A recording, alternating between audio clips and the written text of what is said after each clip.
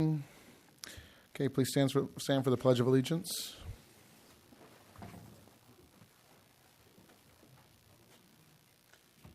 Hand over your heart. Ready? Begin. I pledge allegiance to the flag of the United States of America and to the republic for which it stands, one nation, under God, indivisible, with liberty and justice for all. Dr. Greenberg. Please remain standing. If you could, we're going to have a moment of silence. First of all, we're going to have a moment of silence for a longtime social studies teacher at Paris High School. We found out earlier this month passed away in June, and his name was David Rozicki. And so if you could keep he and his family in your thoughts. And then also last week, tragically, we lost a senior at Paris Lake High School who was crossing the street and was killed. So if you could keep them in your thoughts, and we ask for a moment of silence.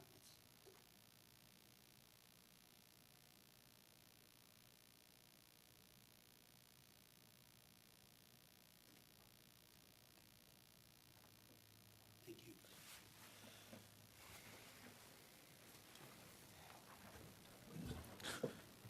Thank you.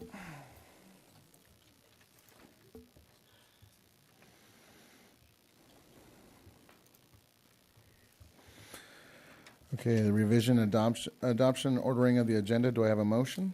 So moved. Second. And I did want to see if we can pull 1019. Has it already been done? Okay, thank you very much. Okay, please vote.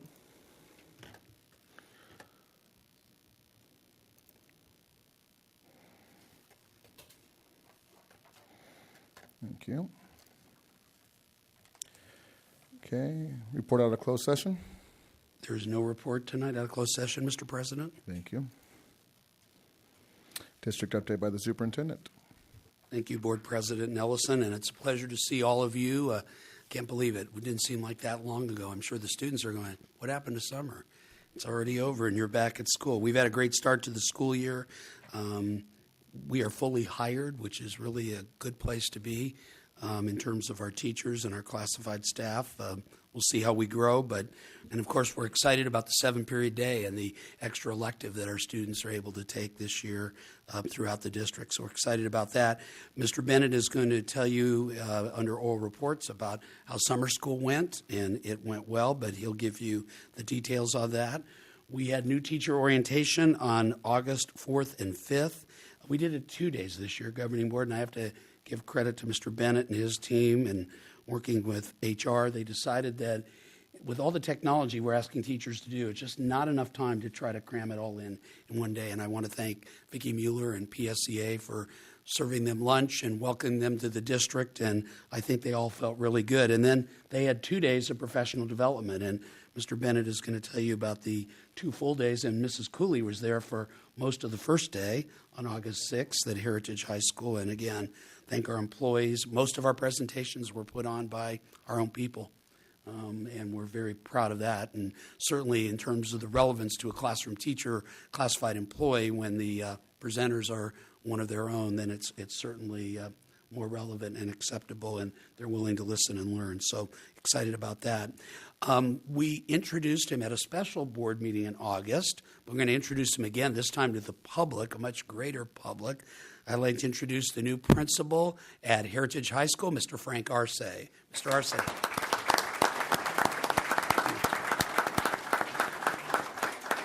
And he already knows the deal. He's got to talk, and don't forget your wonderful wife and family, okay? All right. So, well, thank you. Thank you very much for giving me this opportunity and for having me here. It's been great. It's been awesome. I've been there for a week, and interacting with the kids and having a chance to talk to them and hearing from them how great the school is. That's great to hear. And talking to the teachers and the counselors, and everyone's really excited about the year. And my biggest challenge, of course, is to be the principal that the school needs and that the school wants, and that's someone that will hopefully continue the successes that Heritage High School has achieved. I'm really humbled and at the same time proud to be here, and I'm really proud that my wife and my kids are able to join me. So everyone, that's my better half, Esperanza. And she's truly an inspiration for me on a daily basis, and those people that know us on a personal level know why and everything she means to me. And those are my kiddos over there, ages 10, 12, 14, and 15. Yeah, don't ask me what their birth dates are, but I know the ages. And let me see if I get this right. That's Ben, Chris, Helica, and Dulce is somewhere doing homework or texting on the phone, I'm assuming.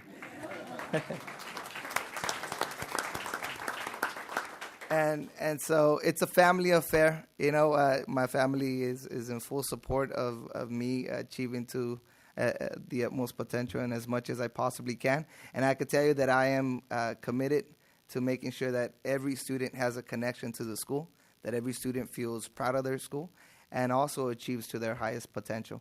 I know we've got some kids here, and they can tell you I try to make it out there and be on campus and be out there and be in the classrooms, and that's because, to me, that's the most important piece, to make sure that students are connected to the school. So thank you for this opportunity, and again, I'll work my butt off to make you all proud. Thank you.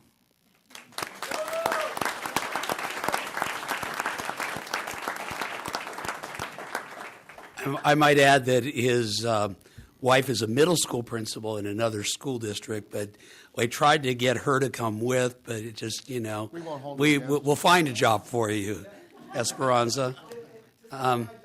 Yeah. A little story is, it's an old story, but it's a little old story, and that is I had both of them in class at the same time. They were both working on their master's degree to get their administrative credentials years and years ago. And, you know, of course, grades are confidential, so I can't share with you how they did in my class, but I can tell you that Mrs. Arce did better than her husband. I think I crossed the line on that one. Anyway, Mr. Arce, Mrs. Arce, welcome. Do we have any of the panel members that were involved in Mr. Arce's? Oh, we do. We have Claudia and Steve Swartz. And we have a student. So why don't you guys stand up, the ones that were involved in the interview process, the two of you. Thank you. It wasn't... There wasn't just an interview panel of three. No. There was actually... Well, we had a wide variety of people. We had I'll run through it real quick if I could. The members, there was two different panels made up of teachers, classified, management, parent, and student. And on Team Davis was Tanya heading that up, Grant Bennett, Nick Hilton, Claudia Davis, Uli Stoll, who is the principal at Heritage. Principal secretary. Principal secretary. What did I say? You said she was the principal, which is actually the truth. Well, yeah, I mean, anybody who's been a site administrator knows that, right? Okay. Justin Marquis, a teacher. Julie Canales is a parent there. Scott Moore, teacher. Logan Dries, who stood up as one of the students.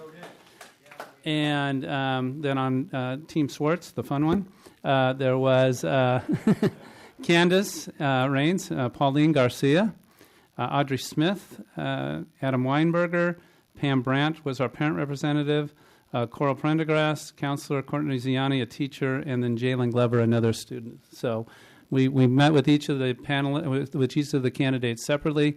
We got together, built consensus, and all were unanimous with Mr. Arce as our selection. So thank you, and I want to thank the members of the panel for the time they put in to be there. Full day on both days. Thank you, Mr. Swartz, and thank you again, Mr. Arce. Now, normally we have the California Military Institute, one of our great schools. It, is a separate entity than the school district, same governing board, but a separate entity. And it's a school of 5th through 12th grade students, almost 1,000 students over there at CMI. Everybody in our district knows about CMI, and we reach out and take a lot of students out of Moreno Valley and Valverde who end up going there because it's such a great school. But normally their meeting comes at the end of this meeting. And so when we introduce their new administration, then nobody will be here. Well, I don't know. Shane will be here and Joe Williams will be here, but most of you will be gone. And so even though he actually hasn't been approved by the governing board has given me authority to at least introduce who we believe in about an hour will be or so will be the. Really? Maybe, Like 3 hours from now? You already said no. all right. I still think the Angels are going to come back and win the World Series, too. But I'd like to introduce who we believe will be the new assistant principal at CMI, Mr. Elston Pine. Mr. Pine.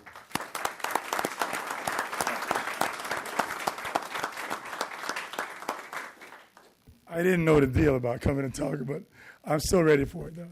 Okay, so I want to thank you guys for the opportunity. I want to thank, most of all, I'm joining a dream team. I have my commandant back there, Mr. Rose, and my other co-partner in this effort. I have Ms. Davis back there, and I believe I've truly joined the dream team of administrators. Okay, I want to thank my family for being here. I have my eldest, there's Grant there. Stand up, Grant, stand up. His wife, Natasha. My second born and once a CMI employee as well, Trent, is back there. His wife, Jennifer, and my grandson, Liam, is there. Wow. And my baby girl, Nia, is in the back there. And I'm only sad that my little granddaughter, Presley, and her husband are on their way, but they're not here. But they should be here for as long as our meeting is going to be, so they might still be able to catch our. All right. And I just want to say that I was at CMI when it started with the original 50 kids. And to see our school to have grown to where it is right now is really an outstanding testimony of teachers who have sacrificed and administrators who have been there for kids for a good number of years. So I'm proud to be a part of not only the origin of that campus, but also now the future of the campus. So I'm looking forward to the opportunity to service the young people of Paris. They're an outstanding young people, very respectable, and I think I have the dream job. Now I have to take my years of teaching now that I love passionately now and try to find a way of me empowering teachers to teach in the best way that they possibly can. So I'm truly looking forward to the opportunity, and I thank you all for that nomination. You made one mistake, Mr. Pine. Who didn't you introduce? Okay. Your wife. My wife. I did not introduce my wife. Okay. Don't worry about the shame here. It's when you go home, Mr. Pine. And, well, let me tell you why. Let me tell you why it's even more so. Best for last. No. We're going to celebrate 30 years of marriage. So it's something that is coming up in September. So the fact that I even left her for last is really a testimony all in itself. Oh, yeah. But good Nice save. Nice save. No, but she is truly my inspiration. She's my best, as you noted, my better half. Okay, and without her, I certainly wouldn't be here in this position that I am today. So my wife's name is Noreen. She thought she was going to have to speak. So really, I'm glad I'm not putting her in a spot to do that because she would not have seen that very well. But again, that's my team, and now I've joined a dream team there. So and Dr. Greenberg, yeah, you did save my life, and he was and he also was my exceptional teacher as well. So I join you in having him as a tremendous mentor to us in our administrative walk. So I truly thank you for that as well. Thank you very so much. All right, now. Appreciate it. Okay, well, you can never go wrong here. Do you start at Parasite? Do you start at Heritage? I'm going to first start off because the one at Heritage should have been in June. We couldn't quite fit it in, but we have the CIF runner-up boys tennis team here tonight and their coach, Mr. Doug Fairchild. So, Mr. Fairchild, come on up and let's talk about those boys. By the way, before Mr. Fairchild speaks, I mean, I know I shouldn't say this, Ms. Mueller. I know we have great teachers throughout the district, but I have to tell you, this guy is my favorite. How he never got County Teacher of the Year, I just want to scream. Anyway, turn it over to you, Mr. Fairchild. How do I follow that? I mean, wow. Thank you, Dr. Greenberg. I appreciate that. And thank you for bringing us up here and the board giving us a few moments of glory here as well. I'll say off the top, I am a really proud employee of the Paris Union High School District. I will work in this district until my career is over. I love the way I'm treated. I love the way the employees are treated, the students are treated. It is a great place to work. With that being said, I disagree. I have the best job in the world, not you. And the reason I have the best job in the world is because I get to be a teacher but a coach of. This is the first time in all my years of coaching that I feel like my boys are a family, and I'm speaking to you boys right now because they are incredible. I'm going to call each one of them out just really fast, but I do want to let you know what happened this last year to give a little bit of perspective to it.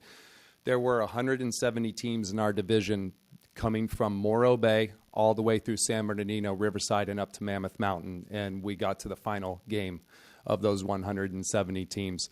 You play to a score of 18. The first 1 to 10 wins. The final score was 9-9, and we lost the tie break by a couple points. So these boys are one of the best teams in all of Southern California, and what's so cool is almost all of them are returning. They were almost all juniors last year. So with the exception of a few, the whole team is back, and the team that beat us were all seniors. So we're hoping that we're going to be back here again next year, and they'll all be in college, and I'll be trying to get them to come over here real quick. But I just really want to introduce them because they give their time to me, and so I just want to take a quick second. So we have Adrian Castle. You guys stand up when I introduce you. Stand up real quick. Okay. All these guys are seniors. We have Jack Bowler over here. Okay. Andrew Johnson. Logan Dries. Tyler Baca. We actually have the youngin' in the group. Angel Perez is only a sophomore, and he's the future.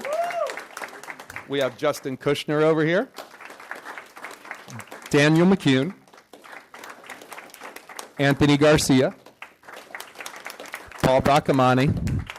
And then there's 3 left, the guys that graduated and left me, but I am always indebted to you 3 because you made this team what it is this year.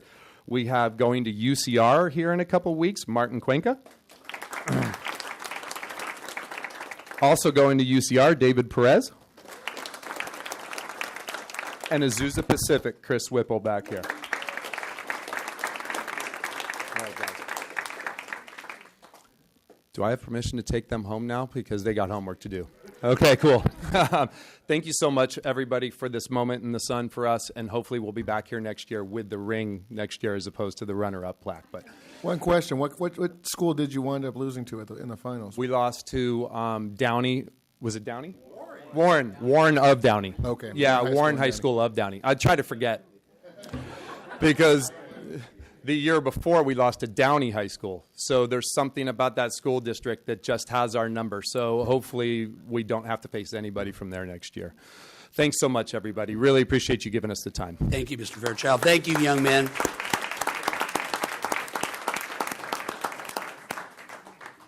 Congratulations. And now it gives me great pleasure to tell you that this is the second year we've done the Colorado internship program at the Rutledge Farm in Colorado. Rutledge Farms, it's big. And we have some students here going to do a brief presentation and tell us about their great experience over the summer. And so I'm going to turn it over to the students. You ready to go? Right? Right. Yeah. Thank you. Please introduce yourself and all your fellow students that are here with you. Okay.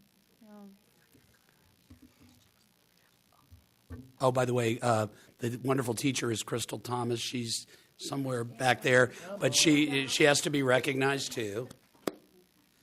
All right, she's shy. She didn't want to come up. She's leaving this up to you. It's a leadership opportunity. You guys in the okay. Oh, I'll present them when I have their pictures up there. Good evening, everybody. We wanted to share with you our wonderful experience we had this summer at the Rutledge Farm in Yuma, Colorado. Okay. Through this wonderful opportunity, we learned a lot of agriculture industry, and we also learned hands-on experiences in the field of agriculture. So, you look over there. Oh, you guys have one over there. Okay, I didn't see that. Okay, so there is us with the triple R for Rutledge Farm. Little pig there. There's me. My name is Johanna Roscoe, and I'm currently a senior at Paris High. There's Angel Carrillo. He's currently a senior at Paris High also. Myra Sagahan, she's also a senior. Paris. Yeah. And there's Andrew, our baby. He's a junior. Okay, so this was our first time flying for all of us. So it was very nerve-wracking, but we all ended up loving it. So this is us the first day at the airport. We got the opportunity to do this every morning. We got to help the Rutledges move their cattle and learn about their grazing rotation. So that was really exciting. More pictures. Here we got to, this is Farmer Brett. And we got to go to his grain silos, which is where they store their products. We also got to look inside them. That was really high. It's fun, though. This was really exciting. We got to start up their sprinklers. And this is cool because they do their, instead of going from forward to, what is that called? Oh, sorry. Parallel, they got to do the circle, which is the rotational one. We also got to test out their farm equipment. I'm a little nervous. Oh, we also got to visit nearby farms, and this was the Noble Farm. They showed us how the process, that we didn't exactly get to see, but we got to see how they were getting ready to artificially inseminate their cattle. Here we also got to help them move their cattle, lots of cattle.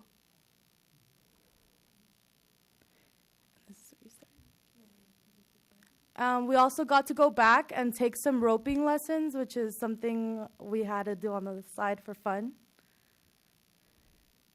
We also got the amazing opportunity to learn how to maintain their horses, because they use their horses to move cattle. Some use other machinery, like motorcycles and stuff, quads. We also got to meet this amazing horse. Her name was Pepper, and we got to meet her 2-week-old baby. So that was really exciting. Got to pet her. Now I'd like to hand over the podium to Myra.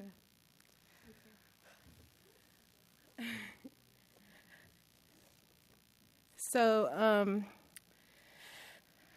we got the opportunity to learn how to drive a tractor, and it was kind of intimidating because we did learn from an 8-year-old boy. And I'm telling you, I was scared he wouldn't reach the pedal. And I was like, should I help you? He was like, no, you're new. We helped Farmer Brett change the, what's it called? The planter from blue corn into popcorn, so that was really cool. These are just some more pictures about that. We spent a lot of quality time with the Rutledges. We liked going on the trampoline until someone broke it. It wasn't me, sir. We liked doing, fires and in the safe way. We did s'mores, which was my first time. Kind of had a sad childhood. We got to go out to local places like the Irrigation Research Foundation. We learned that Colorado has a lot of weather issues, and they explained, this is true. They explained that if their land is washed out, they wouldn't be able to farm on it for 15 years, which, if you think about it, if a lot of their plantations are washed out, they would lose a lot of money. These are just some more pictures of us learning about the crops and learning about what they do. We also got to visit a meat processing plant. We were able to see behind the process of getting our meat. We learned about retail cuts, and we got to see a what's it called? Cow.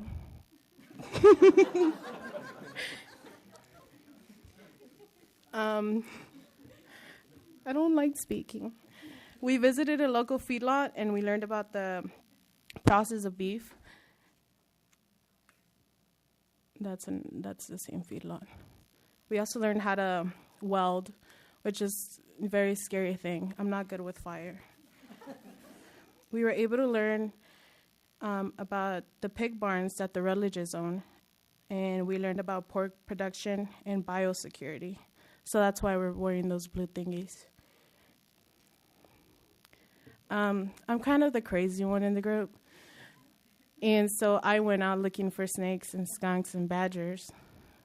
Miss Thomas didn't let me. But that one, I found a snake, and, I grabbed it. We had the opportunity to meet a local artist and see her studio, so that was really cool.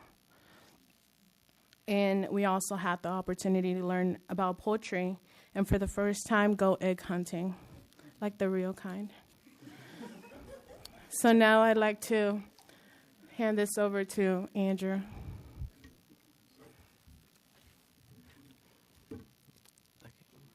Okay, one of the local businesses we got to visit was the local dairy farm. And then it was really interesting to see how the milking parlor and how they do everything and how they milk the cows. We learned more about the dairy industry and where our milk comes from. And then we really enjoyed seeing the baby calves. I will now hand the podium to Angel.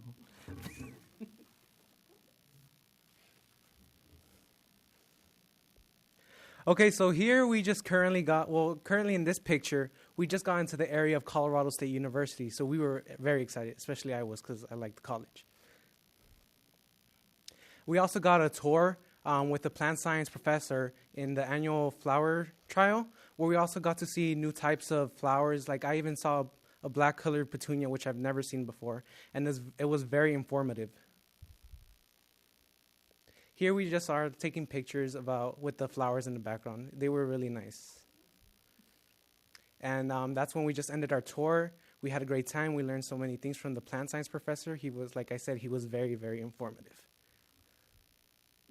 We also got to stumble upon Dr. Temple Grandin's blueprints. If you guys don't know who Dr. Temple Grandin is, she's an agricultural engineer who developed better strategies for animals to improve their welfare.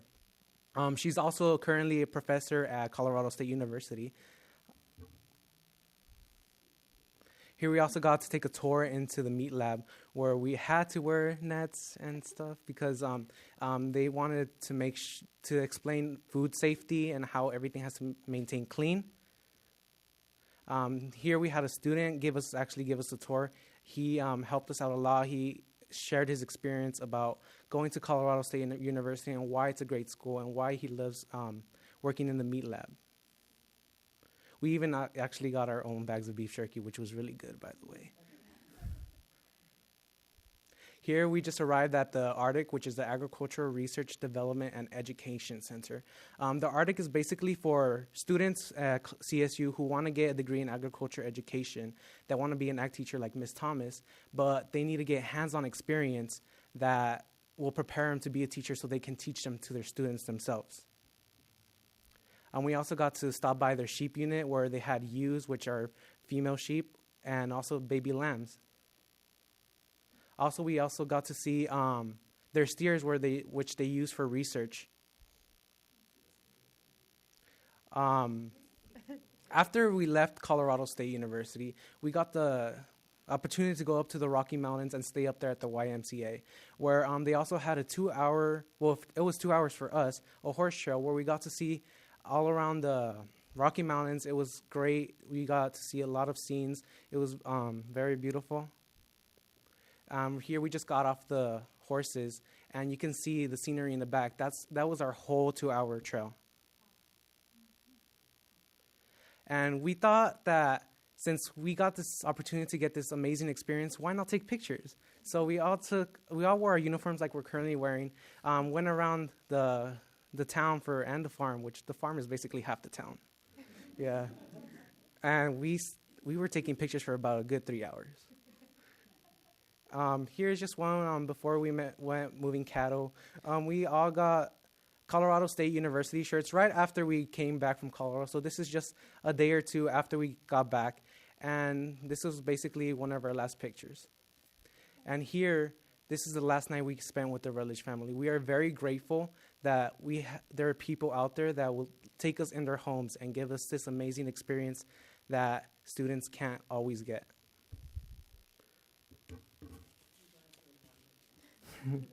We would like to thank the school board for making this possible. This opportunity opened many doors for our future beyond high school. Thank you again for your continued support. Thank you.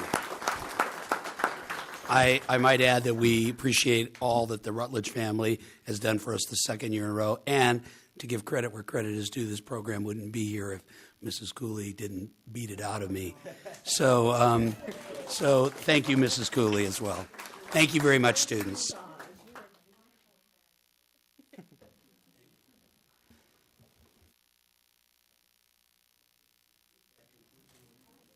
That concludes my report. Oh, no, it doesn't. No, it doesn't. There's one other thing. Thanks to Candace. We have a new app that I want Joe Williams to show everybody. Stick around, you're going to be on this presentation. You're going to miss it. It's okay. All right. All right.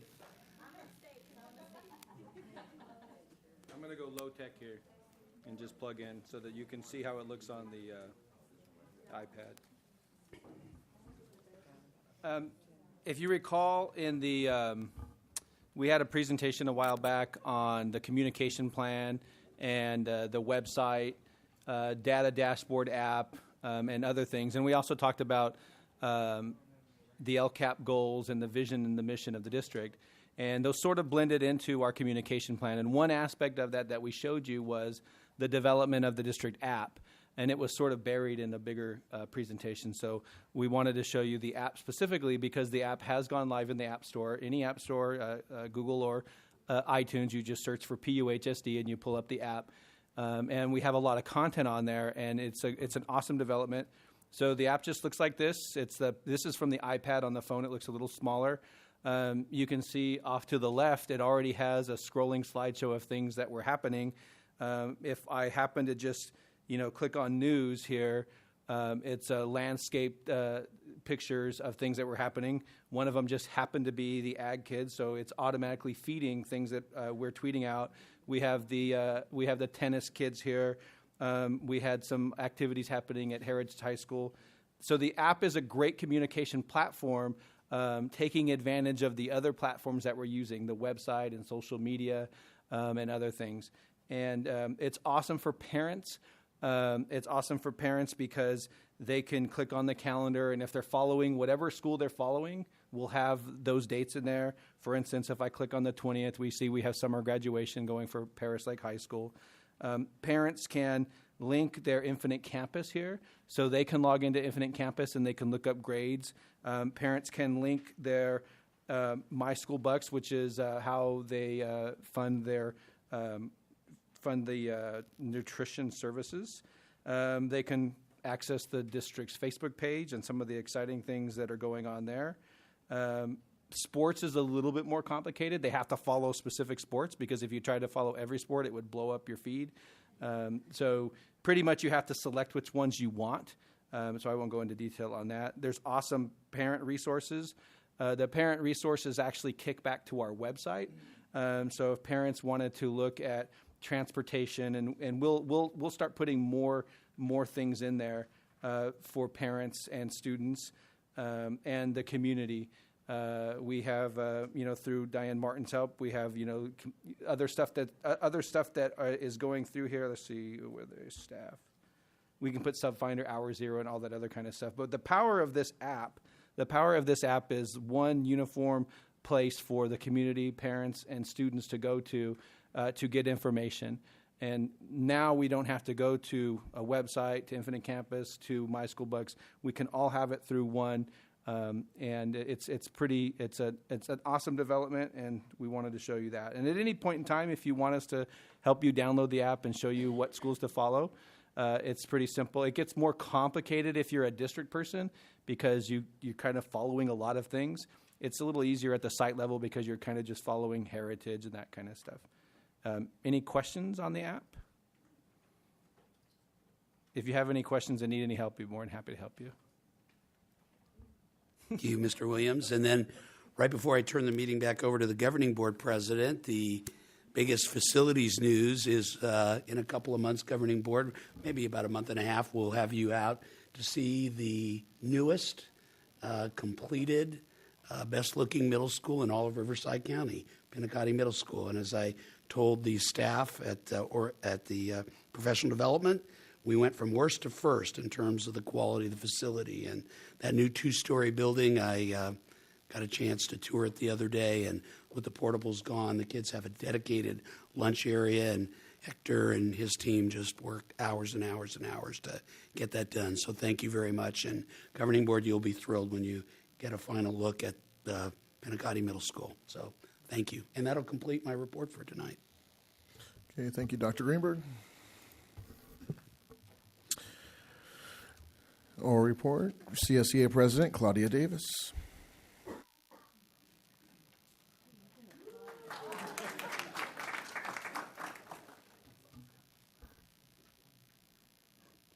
Good evening, President Nelson, school board members, Dr. Greenberg, cabinet, and audience.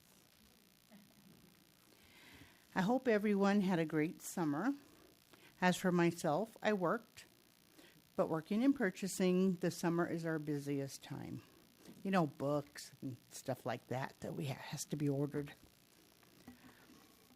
CSEA had our annual conference in Las Vegas, and it was very busy and work-filled time. We voted on resolutions, and our current president, Michael Bilbrey, was reelected as our president. As for anything else that happened, we all know that what happens in Vegas stays in Vegas. Thank you for attention, and have a great evening. I just find it funny that the California Association has their meetings outside of California in Las Vegas. So, hey, to each his own. Okay, next one. PSEA President Vicki Mueller. See, you started a thing. Good evening, Board, President Nelson, Cabinet. Well, summer went through by fast. Some of us, it meant traveling to foreign countries or staying close, spending time with family and friends, and some of us spent some time in the hospital, nursing an injured back. So, yeah. For the most part, the opening of school has been a smooth transition. However, there have been some bumps in the road, and class sizes are still pretty high, and at many of the sites, counseling is kind of overwrought right now also. Books are not delivered. I'm hoping they've been ordered and then just that they're not there yet, but we're reporting from many of the sites that, specifically Paloma, that there's no books there yet for specific courses. So I'm hoping that this is just an ordering issue and not that they've not made it there. So as with change, like we've had this year, we know that there's going to be some things that we have to look at and some adjustments made down the road. The earlier start time has caused some issues for some of the sites. I actually printed off for you, the CDC issued a report ironically, on August 7th, about start times for middle and high school students and what the long-term ramifications are for these early start times that we have at high school and middle school. I apologize. My printer is not and there's a lot of, there are a lot of resources and stuff to look at on that. I think as a district, we need to look at that, especially when we're talking about grades, and you look at the ramifications of low grades for specific groups of students and how this early start time could be affecting those students. So I think we need to take a serious look, I'm hoping this year, at that.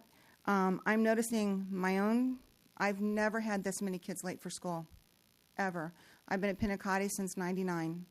I have an average of 5 to 6 a day tardy. So I'm not sure that this is the best time for them. I know it's new. That being said, I just wanted to pay some compliments to the staff development days. A lot of the compliments I got were on particularly PBIS and restorative justice. Staff that attended those sessions got a lot out of them, however they want more. And so I think that we need to pay attention to that and figure out how to do it. Specifically the restorative justice part, I think it's a component that many teachers want to participate in, but they want to do it right, and they want to do it correctly. Additionally, one of the it's a little, I don't know, dig maybe. Some of the presenters did not introduce themselves. I think they thought because they're teachers in the district that everybody knew them, but, you know, I think it's always upon us, and I'm guilty of that at times too. I just assume people know my name. So I think that we all need to remember that. Sometimes we don't know who people are. One of the other things that came out, though, yes, we have 7 periods a day. Yes, we have an earlier start time. But the kids that are here, they seem more attentive this year and ready to learn. In fact, I start my year out every year. My students have to write a 5-paragraph essay. It's something I do. It's a way that I can see where their levels are. You could have heard a pin drop in my classroom. Not one student made a noise. They did the assignment, didn't argue or anything. So they're all doing, I think, their best. And I've heard that from the high schools, and I've heard it from the middle school also. Thank you again for your time. Please take a few minutes to read this study. I do think it's something that we need to, if we truly want to raise test scores or raise grades, I think we need to look at that. There's also some correlations between crime, and so I think it's really an interesting study. Thank you. Thank you, Vicki. Okay, invitation to address the Board of Trustees on agendized and non-agendized items. Do we have any takers? I've got no cards. Okay, no takers. Consent calendar, do I have a motion? So moved. Second. Any questions? No? Okay, please vote.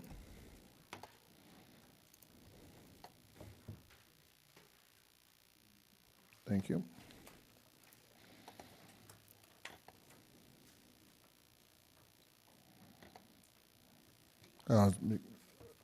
Two more than... Yeah, when governing board, just so you know, we have 2 consent calendars for the public to know.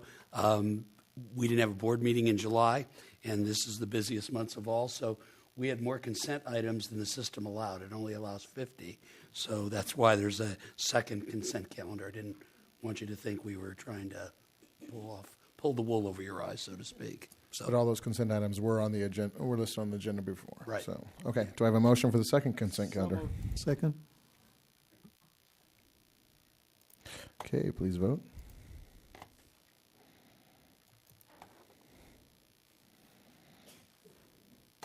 Thank you. Okay, written reports. Williams Settlement Quarterly Uniform Complaint Report Summary for April through June 2015.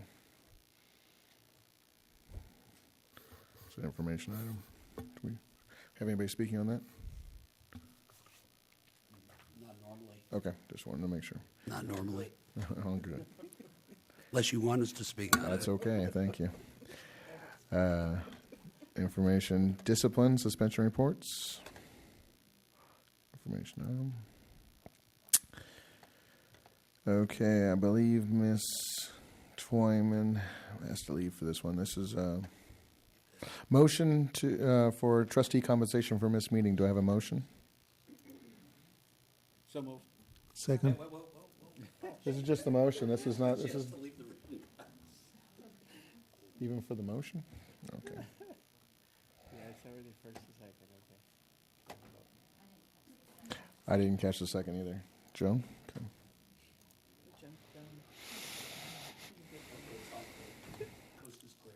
Okay. Anybody need any clarification or questions on this?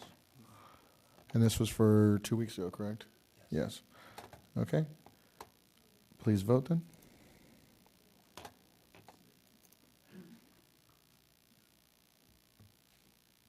Somebody want to abstain for Carolyn?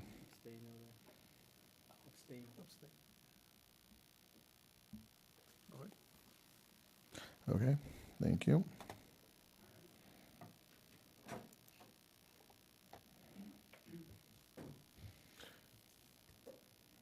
We'll wait for Ms. Twyman to come back.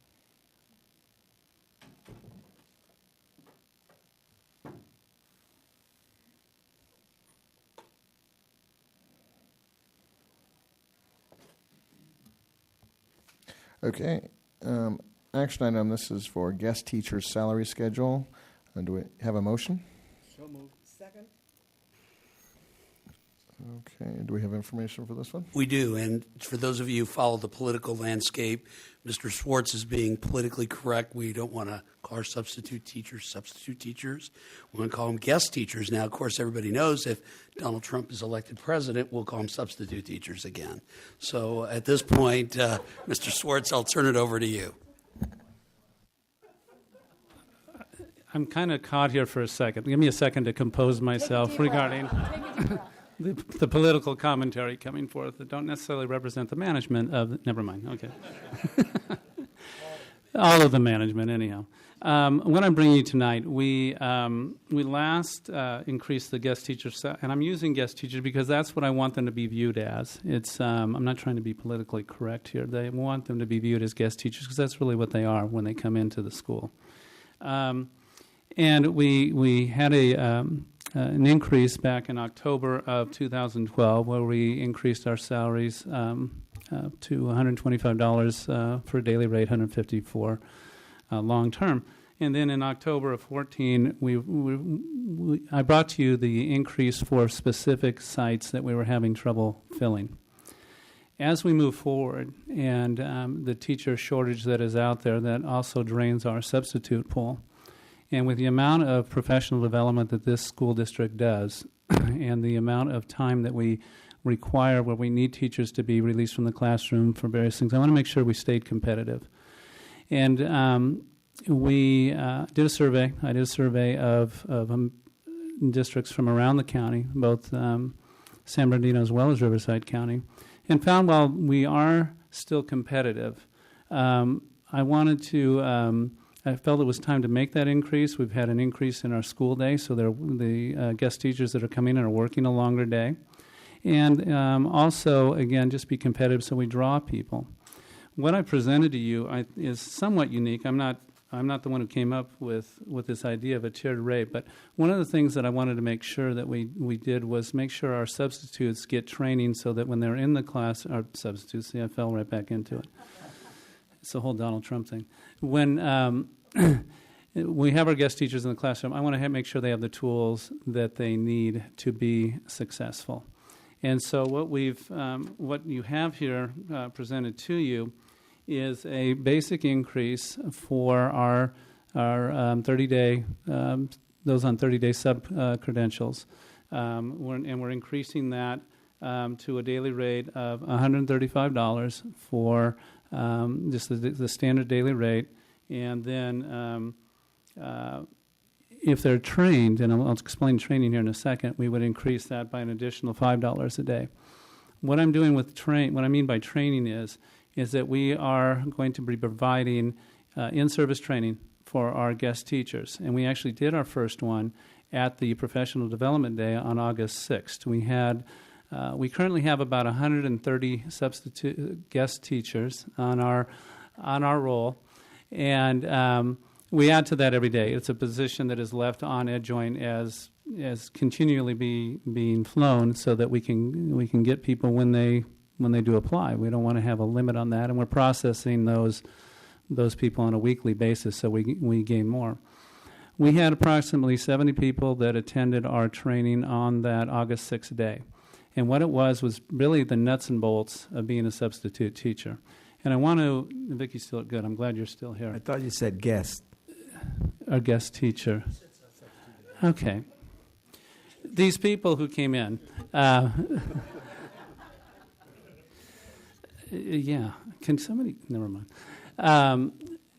The guest teachers come. We did training for them, and what it was, again, nuts and bolts of what a substitute teacher, what we expect from them. We went through. We have a guest teacher handbook that we go through with them, but at this particular training with all those folks there, we brought in.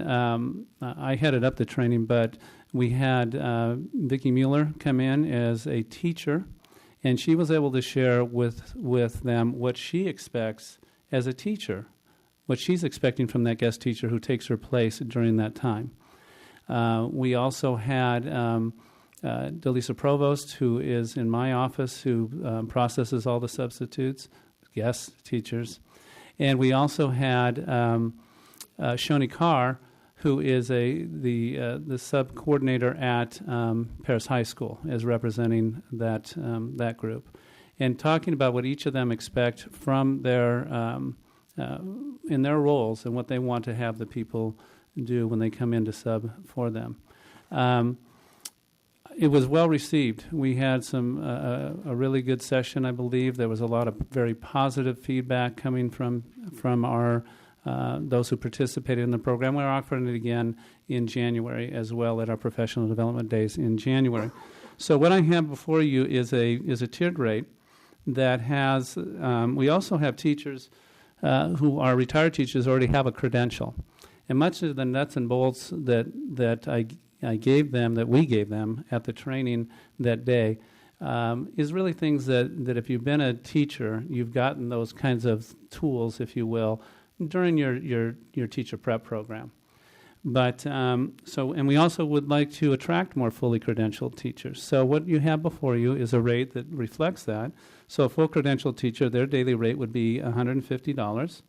And then you can see on the grid itself how we're, for the hard-to-fill positions, for instance, at the Academy in Pinacati, the daily rate is $145 for a 30-day sub.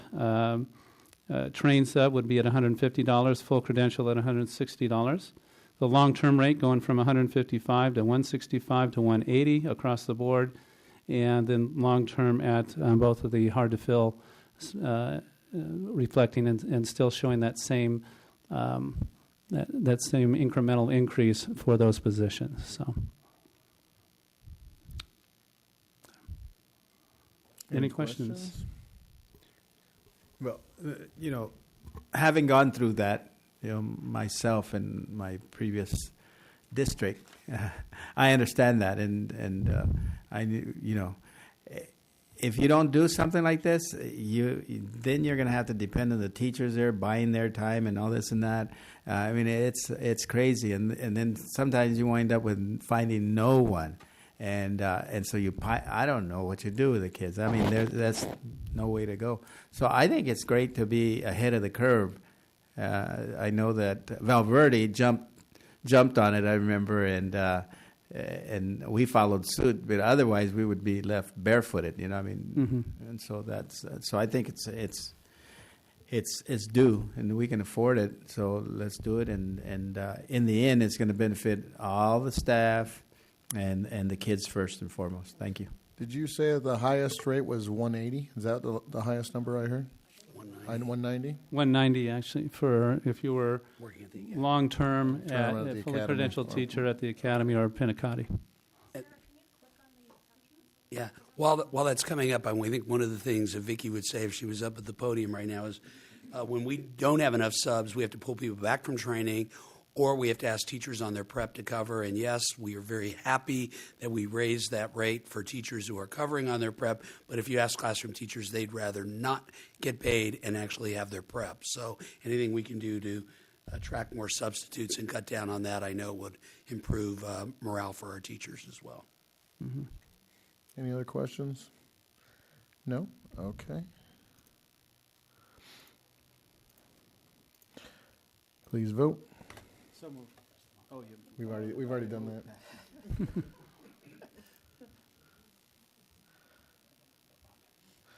Okay. Thank you. Okay, this is action item for multi-year software agreement with Edmentum, funded through the general fund. Information. I'm sorry. You're right, correct. Need a motion, please. Second. Okay. Now All right, and I'm going to ask Grant Bennett to give you all the information on this item. Okay, we had met with a couple different software companies for our online program. We're looking at it. We chose Edmentum. We feel like they give us the greatest flexibility with what we want to do. This would be for three different. It's kind of a three-headed monster that we're looking at with the Edmentum. The first one is credit recovery. They have a full range of courses that are A through G approved, which is the important thing, that if a kid takes it, they would still qualify for the colleges. The second part is that they offer a wide range of CTE courses.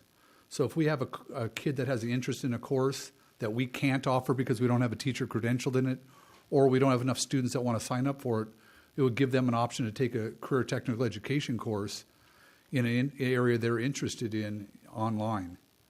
And then the third part is the 600, it says 600 adaptive intervention solutions. And that's an intervention program for students either in ELA or math that are struggling. What they do is they go in and take a diagnostic. Taking this diagnostic, they find the holes the student has, whether it's reading or it's in mathematics. And it automatically designs a program for the kid to help fill in those gaps that the student has in their learning. So it's in our research, it looks like a very strong program. And we've been using A+ for credit recovery. And we're not throwing that away because we own part of that. But their courses are very limited on the A through G, which is a huge push now with how we're going to be judged with our LCAP and through our LCFF. And I have a representative here, I believe, from Edmentum, if you have some questions from Karen Tran. Well, I had a question because I was in contact with the people who represent A+, Fuel Education, and their online courses that are A through G compliant are 120. That's according to the UC system's own website. And Edmentum is only 88 classes that are A through G compliant. That, like I said, still from the UC website. And the amount of money that they're asking for, $122,000 a year, is $40,000 to $60,000 more than what we would be spending with this Fuel Ed company that offers the A+ that we already have, in addition to the A+ with their enhanced library that says. So I'm just wondering why we are considering a company that's possibly $60,000 more per year, which is the cost of a teacher per year, pretty much, that gives us less A through G required courses available, instead of the company that we've already been. And the reason why I say that it's cheaper is because we've been doing business with them for 6 years, and they gave us a discount on it. So I'm just curious as to why we would be going with this company instead of the company we've been doing business for quite a few years. at a cheaper cost. The reason we are looking at the Edmentum program is because of the other options that are available in there, the intervention program for those struggling students, and then their career technical education library that they have for classes that they could offer that kids couldn't take at their regular schools. And the other piece is that's news to me, because before we heard, Marcy Savage told me before she left that if we stay with A+, we are lucky that nobody from CSU or UC has challenged us on any of the courses the kids took, because they weren't A through G approved. So they've just suddenly become A through G approved. They needed to prove that when we were in the bidding process. Well, that was not A+ by itself, but the Fuel Ed online courses. Those are the ones that were 120. They have a larger organization, a company that covers different things. Fuel education, yeah, it's not just A+, it's their online stuff, and that was the 120 classes that were our A through G approved versus the 88 for Edmentum. So that's what I'm trying to figure out, why we'd be spending extra money for not as much for our money, essentially. So. And like I said, it was for those other options that we had added on with this career technical education and the intervention program that we wanted to use with our struggling students. Okay, I just don't know if it's worth $60,000 a year, honestly, myself. But well, I mean, as many English learners as we have. I mean, remember, as part of our LCAP plan, we've really got to move those kids. And so, with all the technology that, thank goodness for everybody in this district who brought us up in terms of technology. Now these kids all have technology in their hands, and we should take advantage of the fact that we have online resources to find out where they're at, to make sure that we're putting together an instructional program that meets their needs. So, again, I understand that you have a company that kind of went sideways and went to you instead of coming back to us, but I think would have been more appropriate and professional for them to have gone back to Grant Bennett and not. And again, I don't mind that you're asking tough questions, Mr. Board President, but I'm a little disappointed in a company that's had our business for 6 years and has made a lot of money, and now the district feels for 3 reasons we want to go with a different company, and so it is what it is, I guess. Grant, so you're recommending this? Yes. Okay. Okay. Any other questions? No? Okay. Please vote.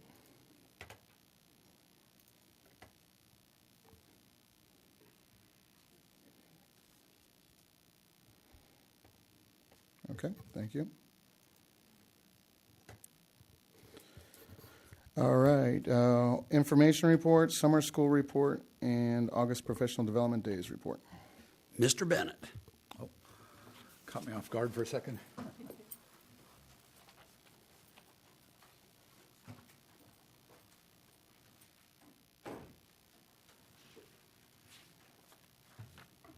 President Ellison, members of the board, Dr. Greenberg, and cabinet, I just want to thank you for this chance to share kind of what we've been doing. Doctor, I'm going to start out with the professional development that we did during the summer, and then bring Will up to talk about summer school a little bit. Dr. Greenberg talked about the new teacher orientation that we implemented this year, the 2 days, to try to get our people up to speed. And I really appreciated the tech TOSes that we had, because they taught the classes. The teachers came in and they had a 2-hour session on how to use Infinite Campus to be able to set up the grade books and do all those things. They had a 2-hour session on how to use Haiku, which is the learning management system that teachers put their assignments on. They contact parents. They do all those kinds of things. The next day they came in and they did a 2-hour training on Google Classroom, how to use the Google Drive and set up Google Classroom. And then we had another session where they had content specialists from the different schools come in and talk about what they're going to be teaching, what they have available, and where they can access things. So we feel like that was very successful, and we were happy with that. We got very good feedback from the new teachers also. That was the first 2 days, and then the next 2 days we had the big professional development, where we had a little over 770 participants at the professional development days. On the first day, that was the bigger day, because we had 70 substitute teachers, like Steve had talked about there. So we had 415 certificated people at the first day, about 355 classified members there. So it was a big event. We offered over 60 different sessions for them to take ranging everything from Google Classroom to classroom management to being more productive using Gmail. It was just a whole litany of classes that they had to pick from, and some were assigned classes because we had certain job classifications that we want to make sure they got that kind of training. And the overall feedback from the teachers and classified was very positive. It was about almost 90%. Let me make sure I'm not giving you a bad number. The teachers, it was 87.5% of them ranked out of, had them rank 1 through 5, 5 being best. That number was 4s and 5s, almost 87% of them gave 4s and 5s on it. And the classified staff was a little bit lower. It was about 79% were 4s and 5s, but they had a lot more of their classes picked for them because we had specific job duties that we wanted to have them take during the 2 days. So we served them breakfast, we served them lunch. Some of the feedback that we received also, we let them give just 1 through 5, but then we asked for feedback in a sentence form. And mostly really positive. Some suggestions being made were the sessions were maybe too long because we did 2-hour sessions and they felt maybe that was a little too long. So we'll make adjustments as we go into our next set of professional development. And we asked them for what more do they want, and they gave us a whole list of things they would like us to see. And we're going to set up our January training again coming up 2 days in January. So we're really excited about that. But I do want to recognize somebody here because of all the work he did to make this happen. You know, I get to come up and talk and look like I did a lot of stuff, but really Charles Tippy in the back did all the behind the scenes work. So that's kind of my report on professional development. Unless you have some questions, then I want to invite Will up and we're going to talk about summer school. Any questions or comments you'd like about? No? So I want to bring up Will Warren. He's been our credit recovery guru for a number of years, so I'm going to have him share about some of the numbers that we had during summer school for credit recovery. Thank you.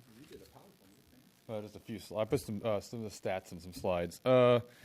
Good evening, Board President Nilsson, School Board, Dr. Greenberg, Cabinet. Thank you for allowing me to just share what happened this summer. I had the privilege, as part of my one of my duties, to move around and assist teachers to help them be more successful in helping our most at-risk kids recover credits. And this is the second summer that the district has also provided 2 teachers and a paraeducator with our summer students that are at risk to provide that support, because these students are not just recovering credits, they're getting their confidence back, they're learning relearning how to take notes, how to put all that information together, and the goal would be to when they go back to the regular classes, they do not end up back in credit recovery. So moving around and talking to students and parents through emails, a lot of emails and calls over the summer. Many times I heard, "Wow, it's nice to have that much support," and they were appreciative. So thank you, Board and Cabinet, for that. It's much appreciated by the students and staff and teachers. They were like, "Wow, it's so nice to have extra people in here." Okay, so during this last summer, there were 11 labs that were active Monday through Thursday basis, and students were either assigned to the lab full time. Some students were also able to access 24/7 from home, and they were strictly accessing it from home. And that had rolled out at the start of second semester. If you remember, we went to a web-based from A+ to WBA+, but everyone still just says A+. So with that, probably more like about 800 students were actively engaged, 400 or so day-to-day, 400 at home. Now, the kids working at home would drop in for help. They would also show up for midterms and finals. So they weren't out on their own. They would have any time, at-will support when they just show up and get it. So these students that were working this summer, you had some seniors that did not graduate in June, and they were finishing up the requirements. And you'll see in a minute, it's a huge graduation tomorrow. Summer grads is awesome. And then we had the 9th, 10th, and 11th graders trying to get back to a place where they could start the year on a caught-up basis, square one, if just to not start 2 steps behind, but start at step 0 and just keep moving forward. So it's kind of cool. Let's see here.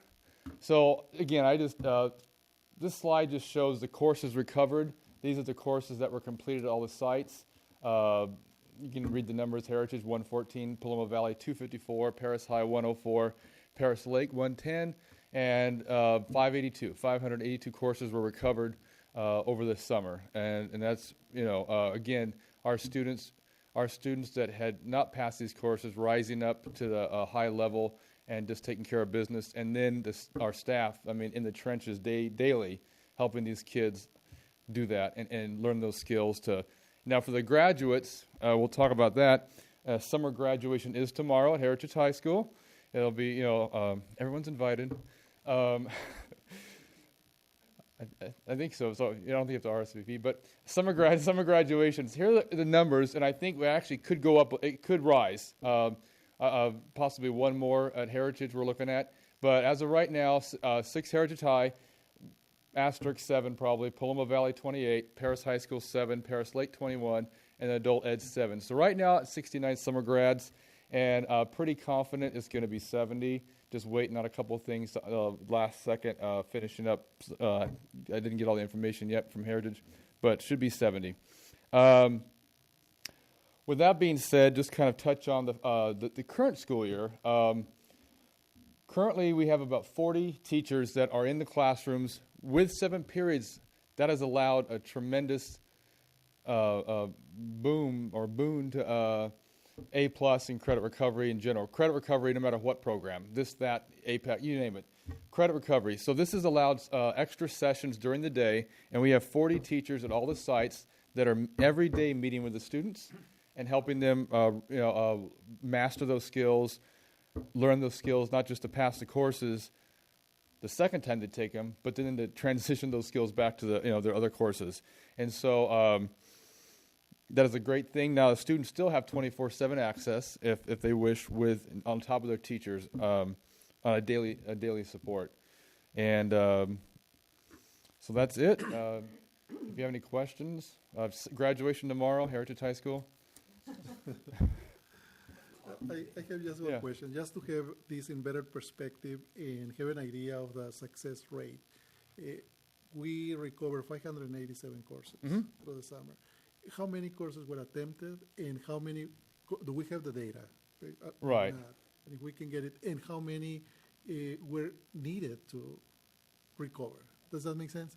Yes, I see what you're saying. That way we can have an idea of the success rate. The current system is in place, and I totally see what you're saying. And the current system is counselors list or load the courses that are needed to be recovered into Infinite Campus, and from there the teachers pull down as needed. But we can look at doing some things as far as students starting. I think what you're probably interested in is students starting courses and finishing courses. Yes. Yes. Okay. Now, what we do allow is students to roll over. So so what happens is a student starts in the middle of summer ends. We don't pull the rug out from them just because they only had. We just let them roll over. So, but going forward, I think we can look at having some data in that direction because. But considering there is rollover, we're not pulling that out yet from under them. Because it could be interested, we might have a 99% success rate. 582 by itself doesn't tell us the whole story. I see what definitely. Very successful program. Yeah. Why is Paloma so much that is a number that stood out, and just they had probably a larger number of kids and a faster. They seem to load their kids into the strictly at home program, maybe a little heavier. Now, whatever the reason behind that is, it just seems like there were more Paloma kids logging on from home, working, than other sites. It's just the way it worked because it's 24/7 access, and now. Does that mean the other sites weren't loading in just as fast? Could it be marketing? Somebody's marketing? Yeah, they had a big push down there. They had assemblies. They had the counselors put on, but I know the counselors at the other sites are dynamic too. So that did stand out to me too. And it's just there is so many dynamics. How many kids needed to recover courses? Right. How many kids maybe didn't graduate? All the different factors. And I have to tell you, it's been kind of typical over the last few years that Heritage comes within 7 or 8 kids of graduating every single senior. Hasn't been that way at Paloma and at Paris, especially at Paloma. Right. And so maybe what you're seeing is the fact that Heritage didn't have a lot of kids to be able to who needed credits to graduate. So and again, perhaps some of these numbers would point to that, just the summer graduates, because there were more seniors that were. And I was again roaming around. The kids at all the sites, labs were packed, kids were working hard. It was pretty amazing. But yeah, thank you. Going forward, I think that's something to get some more data for you to look at. And we mail that, or you present it next time? We'll have to get that information, whether we go back or just going forward. Yeah, and it's going to take. We're going to have to look at the numbers because again, the way the program's set up, because we do roll the kids over. Yeah, so there'll be some asterisks in there, but. Okay, thank you. All right. Any other questions or? All right. Well, have a pleasant evening, everyone. Thank you. Thank you, Will. I just wanted to share about one other thing about summer school because credit recovery was only part of it this year. We did a pretty big push for acceleration also.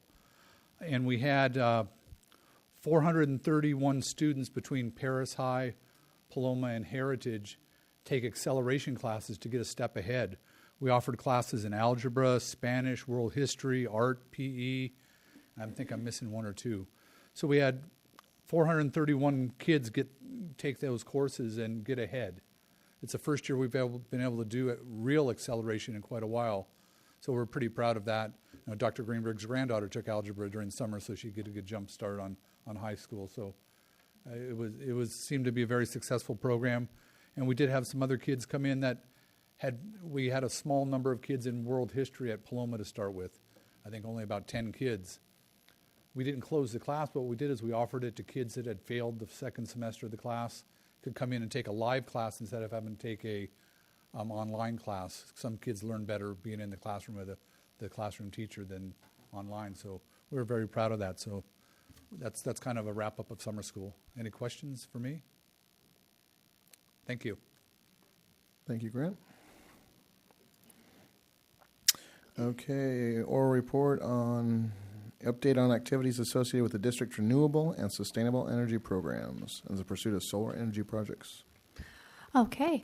At the June board meeting, I wasn't here, so I'm saying we, but we did a presentation on where we are with solar, and the board asked that we come back with a strategy for how we plan to implement an RFP. And so one of the things we did was, and actually while I was gone, I asked Hector and Dr. Good to look into, which of our law firms had someone that could help us with this, and so they did that search, and they didn't have to look too far to find Kathy McKee. Kathy, you could just wave. So Kathy will come up in just a minute. She'll either hobble up or roll up. I think the story goes that she was sliding into home base to make the winning run and broke her ankle. Home plate. What'd I say? Home base. Home base. It's a base.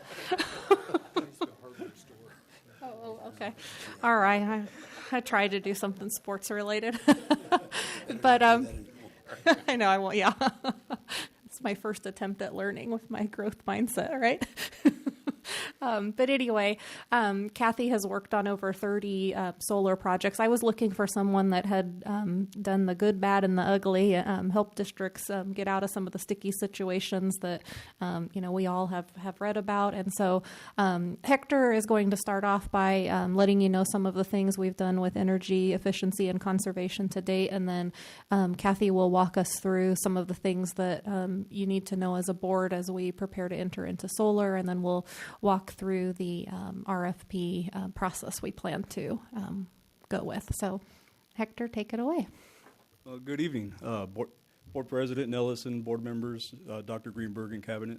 And I'd like to start off the presentation. I know at the June board meeting, Dr. Good and Mr. Fritz, Art, talked a little bit about the stuff that we've done here in the district, some of our energy conservation initiatives, stuff that we've done, the low-hanging fruit that we talked about at that board meeting. I wasn't there, but I heard about the low-hanging fruit and the need to start picking some of this fruit. But I'm going to start off the presentation. As a district, we're looking at moving into renewable and sustainable energy. And in talking to our peers and talking to neighboring districts, one of the things that comes up is, and I feel that Paris Union High School District has always done very well, is to build our base. And what is that base? That base is to create as many opportunities and take those opportunities for energy efficiency and energy conservation in the district. And there's a difference in those two. Energy conservation. Oh, sorry. Red button?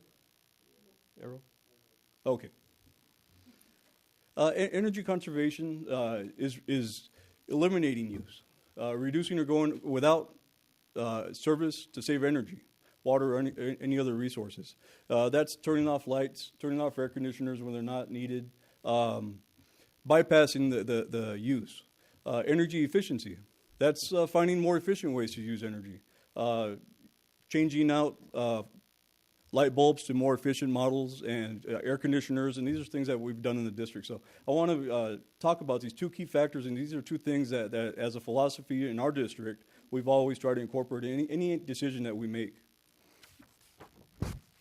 Some of the stuff we've done here in the district is the physical upgrades to district, equipment. Equipment is one of the largest, probably the largest energy consuming things here in the district. So some of the stuff we've done, we've installed energy management systems, compatible thermostats in classrooms. Maintenance operations has done this. We've looked at and we've purchased, when we've had to replace energy efficient equipment, which we've really, whenever we have to replace an air conditioner or any kind of equipment, we always look at the cost to replace, and we always factor in efficiency. You know, an air conditioner we're going to replace, maybe a couple $100 more to buy more efficient, but in the long run it's going to pay off because we're going to waste less energy. Cool roofs, insulation of teaching spaces, HVAC duct replacements we've done in the district, exterior lights placed on photo cells. There's no reason that we've all seen it, areas where we pull into a parking lot, 5 o'clock is still light outside and the lights are on already. So we've eliminated that by going to photo cells. Lighting controls placed on motion sensors. We did this a few years ago through a rebate program with SCE. They came through and at no cost to the district put our lights on motion sensors. One of the things maintenance and operations is very good at is preventive maintenance on our machinery. The more well-maintained a piece of equipment is, the more efficient it is. We actively look for rebates and incentive programs. For a while, Art and I were known as the rebate kings by the water district and by SCE and the gas company. If they had money to give out, we were first in line. So we're proud of that. And we participated in programs like Edison had the AC quality program, the lighting program that I just talked about, and controls rebate program. And that's energy efficiency.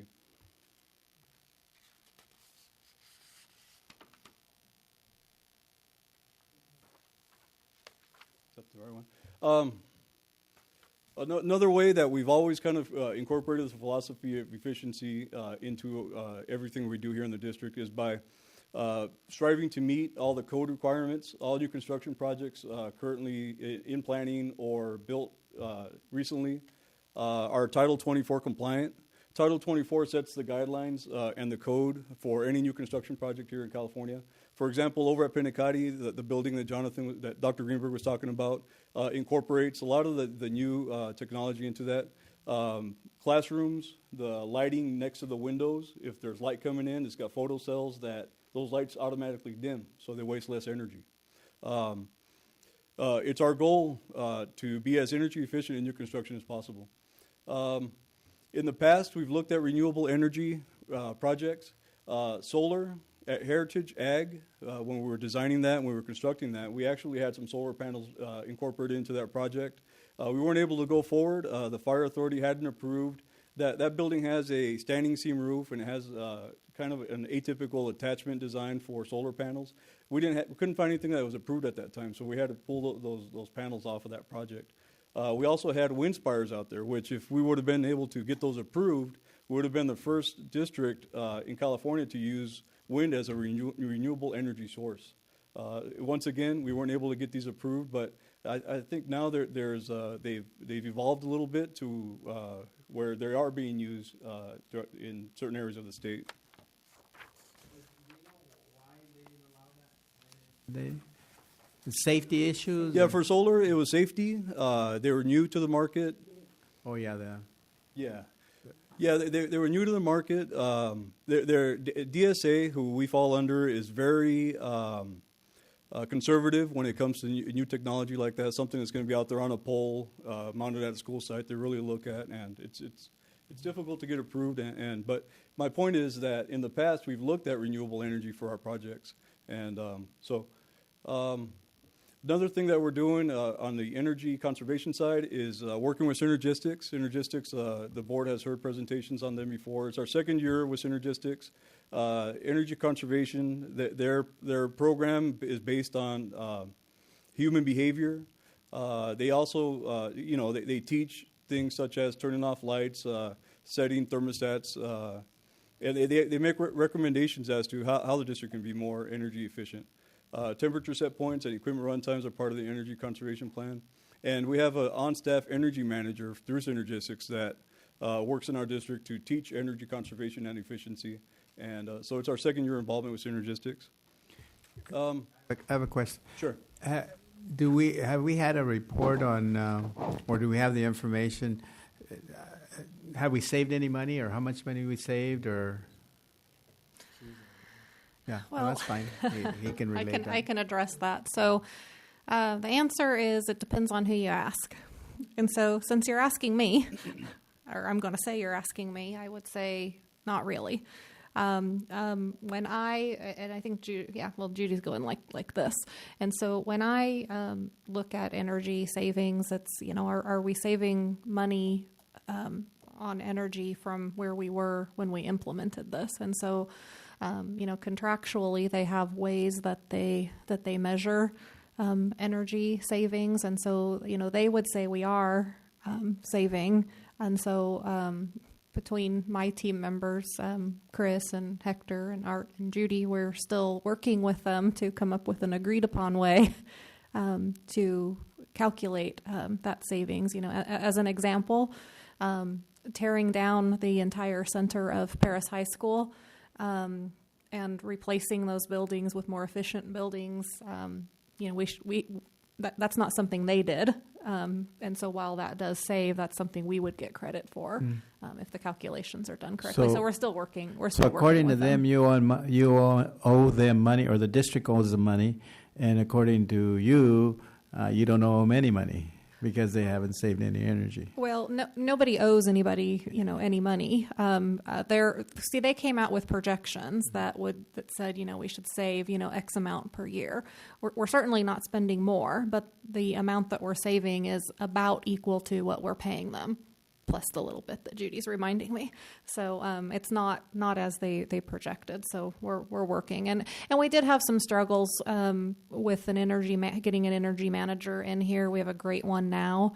We had somebody that lasted 3 months, and then there was a number of months where they couldn't get anybody in here, and so So are we at a place where we can say 2 years is not enough to say this is a good deal, or saying maybe it's not a good deal? Is it going to take another year maybe to get I think to answer that, we do probably need another year, a full year with a good energy manager on board, and I think the one that we have is here to stay and is doing a good job. So.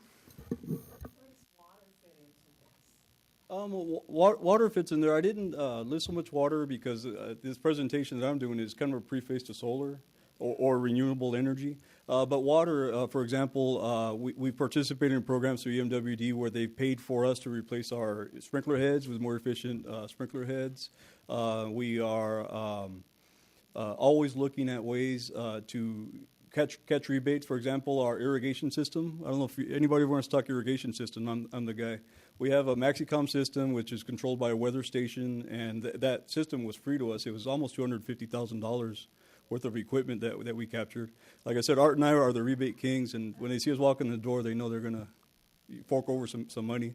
But water is also part of our philosophy of efficiency and conservation. So with the Optera, with the synergistics, I felt it was important to put them into the presentation because it's something that the district is actually doing. We want to make the program work. It's part of our philosophy and part of building our base for us to be able to move into renewable energy. It's really important to build that base as strong as possible and to capture as much efficiency and conservation as possible before you move into a long-term commitment with renewable energy. Another thing we're doing is Prop 39, which is the California Clean Energy Jobs Act. We're working with a company, Optera Energy. We're developing a plan. The state has some money that they have allocated for our district to come in and upgrade some HVAC, transformers at the sites, LED lighting, and the Paris High School pool actually has a pump there that's not very efficient. So part of the program is going to include upgrading that pump. That pump wastes a lot of energy, and what we're looking at replacing it with is a really viable energy saving solution. So we're working with Prop 39 right now to develop that plan and capture that money. So moving into the next steps, I think I talked a little bit about this already, but we've undertaken over the last bunch of years, we've undertaken as many conservation and efficiency measures as are out there. Anytime we go to change anything, or anytime we talk about moving forward anything water or energy or electricity, even gas related, we're always looking at how we're going to make a decision that's going to save us money, save us energy. So a big part of that also is doing the right thing, which is a reduction of carbon footprint. As a district, we're a big energy user here in Paris, so we want to reduce our carbon footprint. Financial goals of our program, of what we do, and moving forward with renewable energy is how much money we're going to save, how much money we're going to invest. So that's something that we have to look at. Moving forward into renewable energy and sustainable energy, we have to also think about alterations to district facilities. New construction, by Title 24 code, we have to allocate a certain amount of roof area for solar panels. Is that the solution, or do we put, in a parking lot, what do they look like? We take into consideration safety. We take into consideration aesthetics. And also a big part of moving into a renewable energy solution for our district is long-term agreements. So Kathy will talk more about that. But I want to finish up with my last slide. And this slide I actually pulled off of a presentation that was given to the board in 2011. And I think it really captures our district philosophy and key aspects of our district plan that we work towards. And in the middle of that is human behavior, our maintenance program, which I spoke about, conservation and efficiency, facility design. So the next piece of that puzzle, the next piece of that matrix is renewable energy and sustainable energy. So that ties everything together. And with that, I'll turn over the podium to Kathy McKee, and she'll do her presentation. But thank you for the opportunity to speak to you guys tonight. Thank you very much.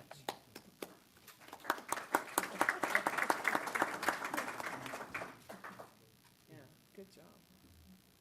While Kathy's making her way up here, when I was introducing her, I forgot to let you know she was the attorney that worked on the French Valley 170 mitigation agreement with Dr. Good and Scott Smith. So that was my comment when I said we didn't have to look too far. We had just recently worked with her. Yeah, I think so. Did you get up there okay? Thank you. I think I'm here. You know what? I need to put on my brakes. I always have, otherwise I go sliding out.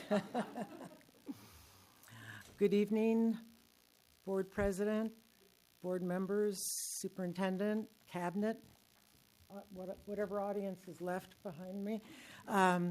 I'm very pleased to be here and to talk to you about solar. The title of the presentation is Solar Energy, Today's Resource for a Brighter Tomorrow.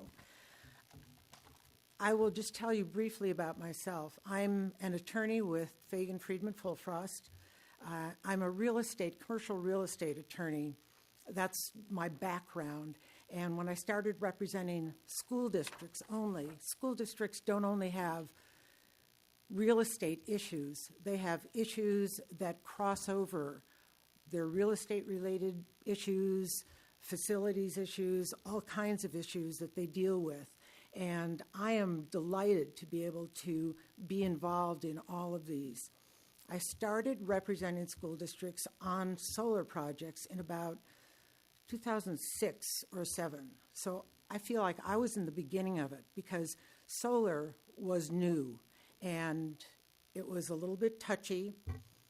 The technology wasn't there yet, and I always describe it as the Wild West. At first, everybody in the world had a brother-in-law who could do solar for you, and there was a lot of turmoil in the solar presentations and in the solar world. It has certainly calmed down, certainly developed. The technology has improved tremendously, and so you're in a good place looking at solar.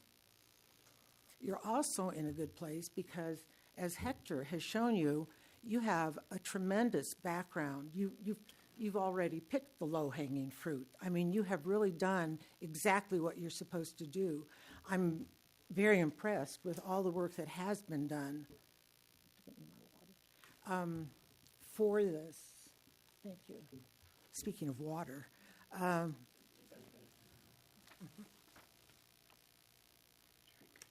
Your district is far ahead of most districts in this situation.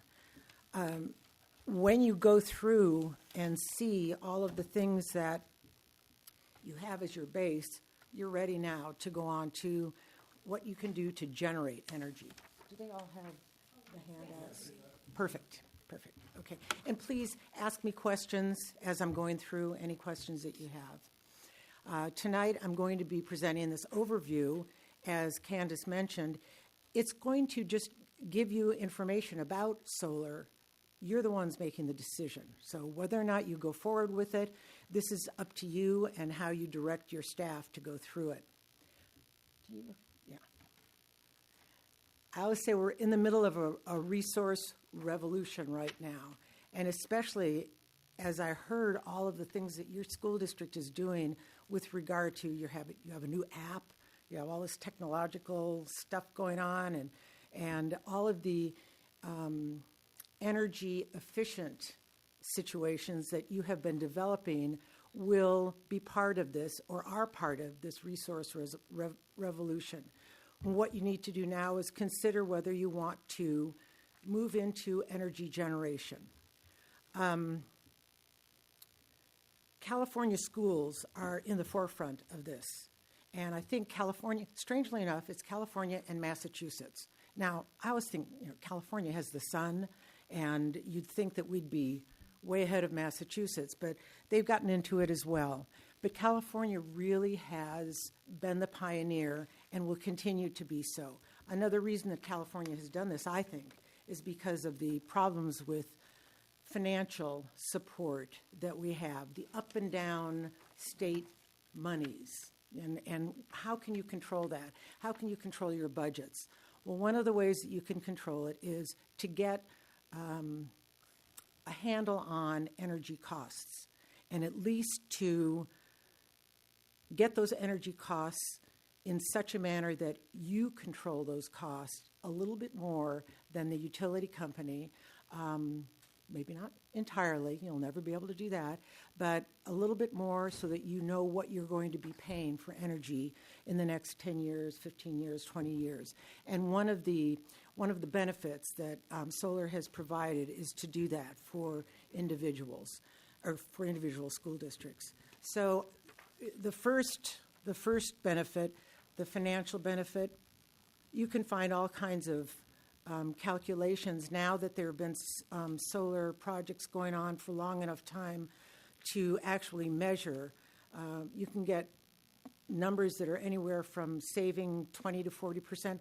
I've actually seen a school district, and Candace, it's very interesting to me that you were talking about ways of measuring, because it is really important to know you can manipulate numbers, as we all know, and if you really are saving 20% or 40% or 60%.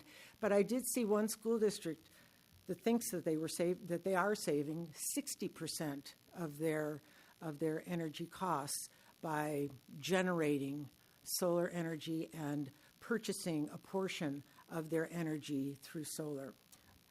The financial benefits are there now that the technology is pretty stable and it's also become less expensive. I think that there's no doubt that you'll get financial benefits. How much depends on a lot of things. How much you will save depends on what you do, where you do it, how you do it. And so this is going to be your decision. There are also obviously educational benefits to it. It enhances curriculum at all levels. Prop 39 money is supposed to be coming in specifically to help encourage job development in this area. And solar is one of the fastest growing areas for employment in California. It is an area that really can take off at the same time that you're doing the computer training and things like that. Environmental benefits, the same thing. Hector mentioned those, reducing carbon emissions, reducing dependence on foreign oil, which I think is funny now. We found all kinds of oil that we still have. So things change so quickly. But it is, the bottom line is that solar energy is renewable. And it's not like, well, unless the sun goes away, it's not like we're going to run out of sunshine.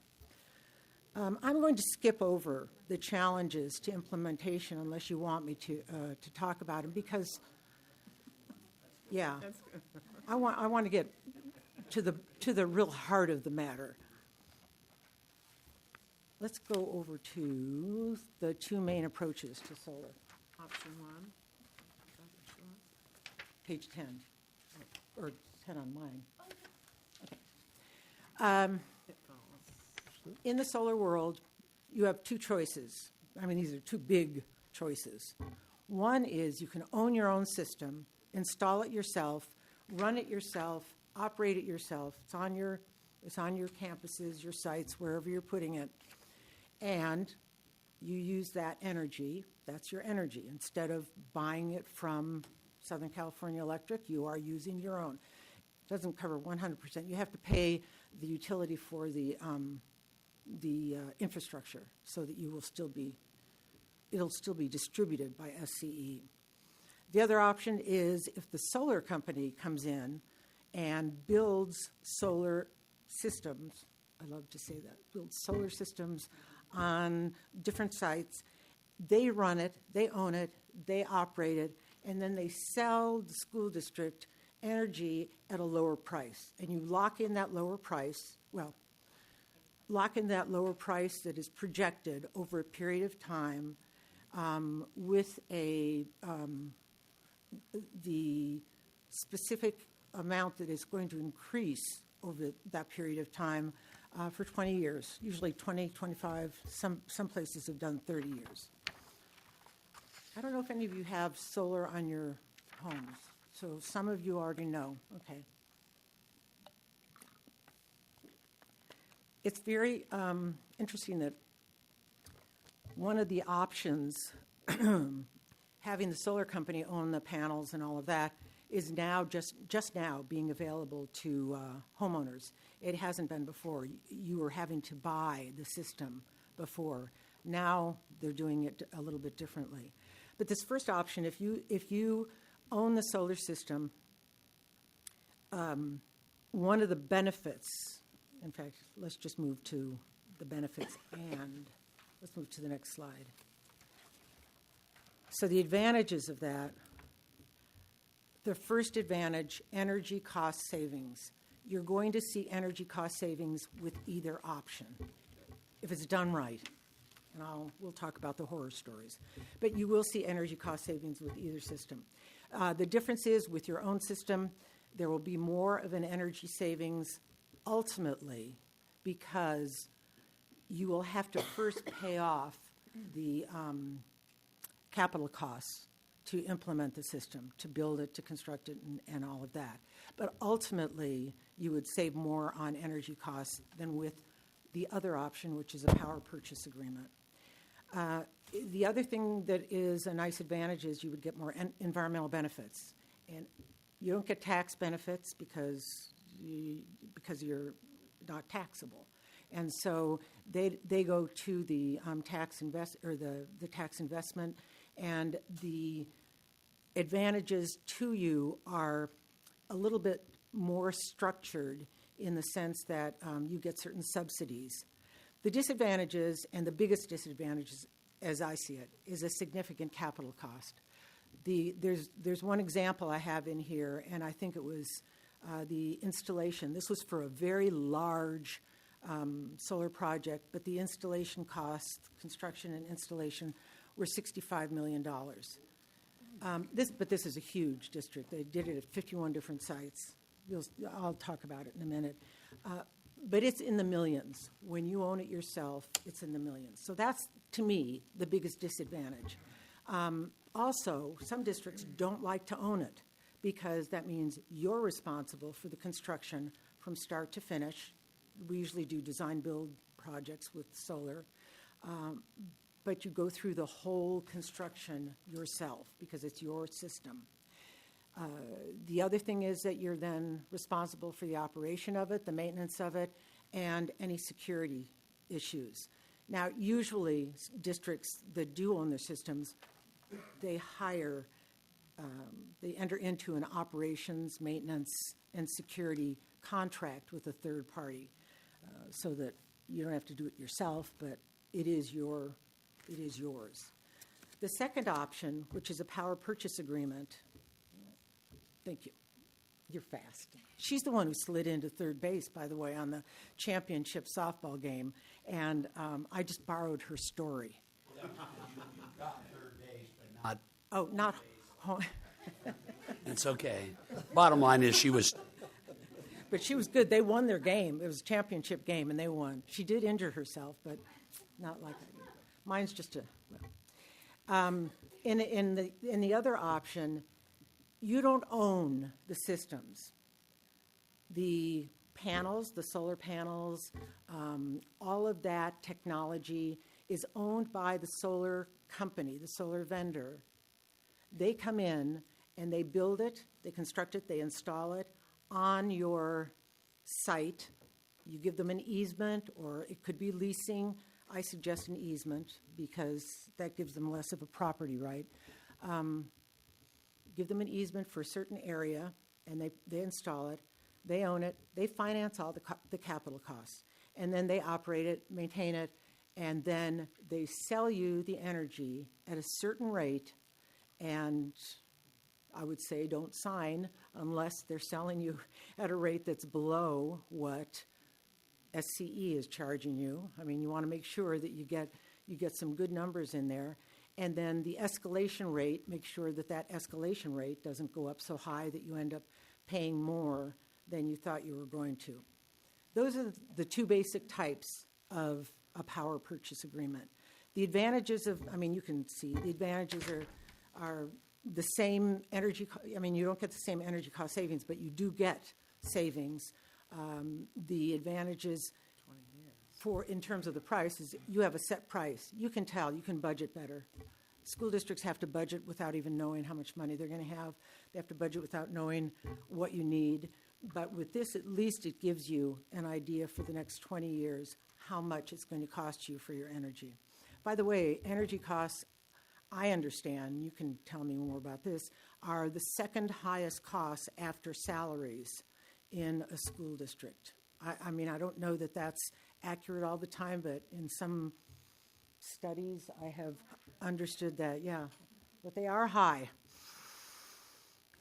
One of the disadvantages is that the solar company gets the advantage of the environmental subsidies. To tell you the truth, I don't think that's such a great disadvantage because most of it is tax advantage for the investors, and you wouldn't have that anyway. But the ultimate energy cost savings are not as significant. Can they, you can negotiate that they pass some of that along to you, in other words, in lower rates, right? Absolutely. And in fact, that's what we definitely do, is have them take that into consideration when they're giving you their rate. Not only that, but also any of the programs, unfortunately, were too late for the really the biggest program that was in the beginning. But there are other energy programs, and the rebate kings can help generate the information about that, and that would go into the cost determination as well. I have to say, I also try to negotiate things like, I think there are some solar companies here tonight, but often they are very willing to contribute by helping to pay for some of the legal fees.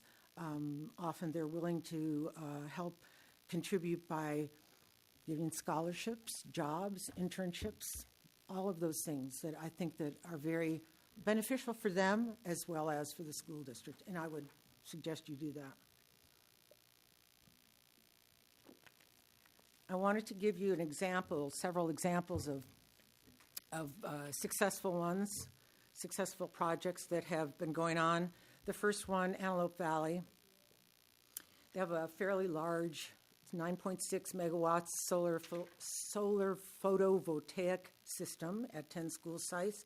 They didn't pay anything for their capital costs. Their projected energy cost savings is $40 million over 20 years. Right now, they say they're saving. I mean, you know, this is what they've told me, and they've been publishing numbers, so I believe them. Then William S. Hart Union High School District has a 7.3 megawatt solar photovoltaic system at 9 school sites, and their projected energy cost savings is $18 to $20 million over 20 years.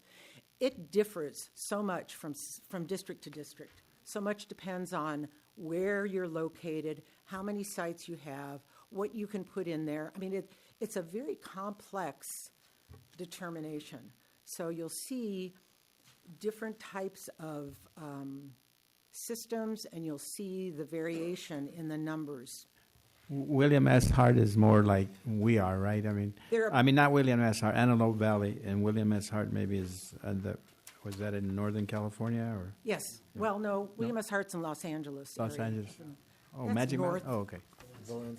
Valencia. Next one, Mount Diablo. And Mount Diablo is the furthest one north. I'm trying to think of some of the ones nearest you that I've done recently. I'll send you some, Candace, and then we can distribute those. Then I wanted to give you the numbers on one where it is a district-owned solar project. This is the one where it costs $65 million, $65.6 million. This was a huge project. They passed a bond specifically to fund this project. And what they have is a 12.1 megawatt system at 51 different school sites.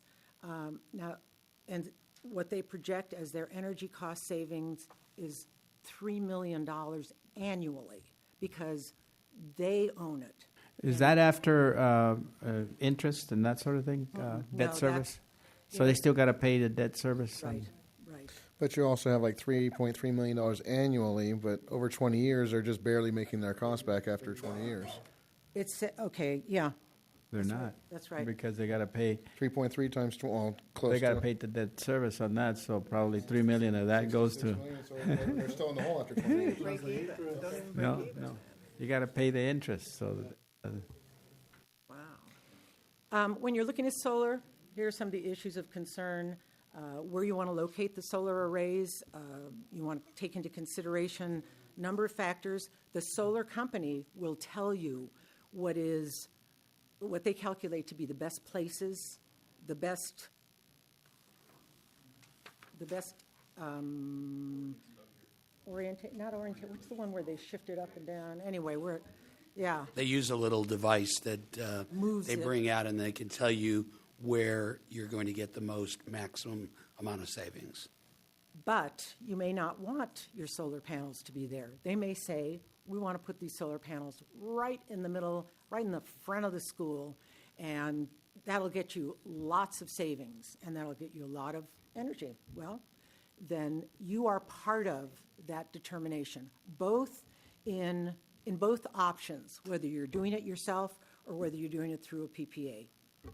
The decision is partly yours and partly theirs. So it's a cooperation. Another issue that you want to be concerned about is maintenance and operation. For district-owned solar projects, since you are responsible for that, you get a company enter into an operations and maintenance agreement because you don't want to be responsible for it. You don't want to have to keep up with all that. Under a PPA, the solar company does it. And both of them, with regard to the security issues, which is next on there, both under a PPA and under a district-owned project, there are security issues. They have gotten better at protecting these. It used to be that you could find solar panels for sale on eBay. And I used to tell my clients, don't buy the solar panels from eBay because those are probably stolen.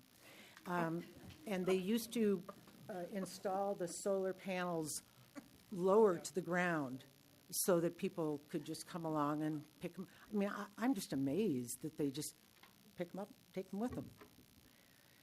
They don't do that too much anymore. It's gotten a lot more sophisticated. And so if you have a solar array on a carport, it is going to be up high enough so it would be difficult to get to actually take it off.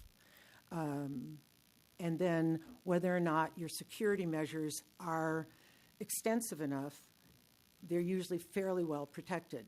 Now, in a PPA where it's the solar company's responsibility to provide security, I always include in the contract that school districts don't typically have 24-hour, 7-day-a-week security. So you, solar company, better get some insurance or better do something, install some security cameras, do whatever you need to do to take care of this because it's your responsibility. And they are aware of that, and they are doing that.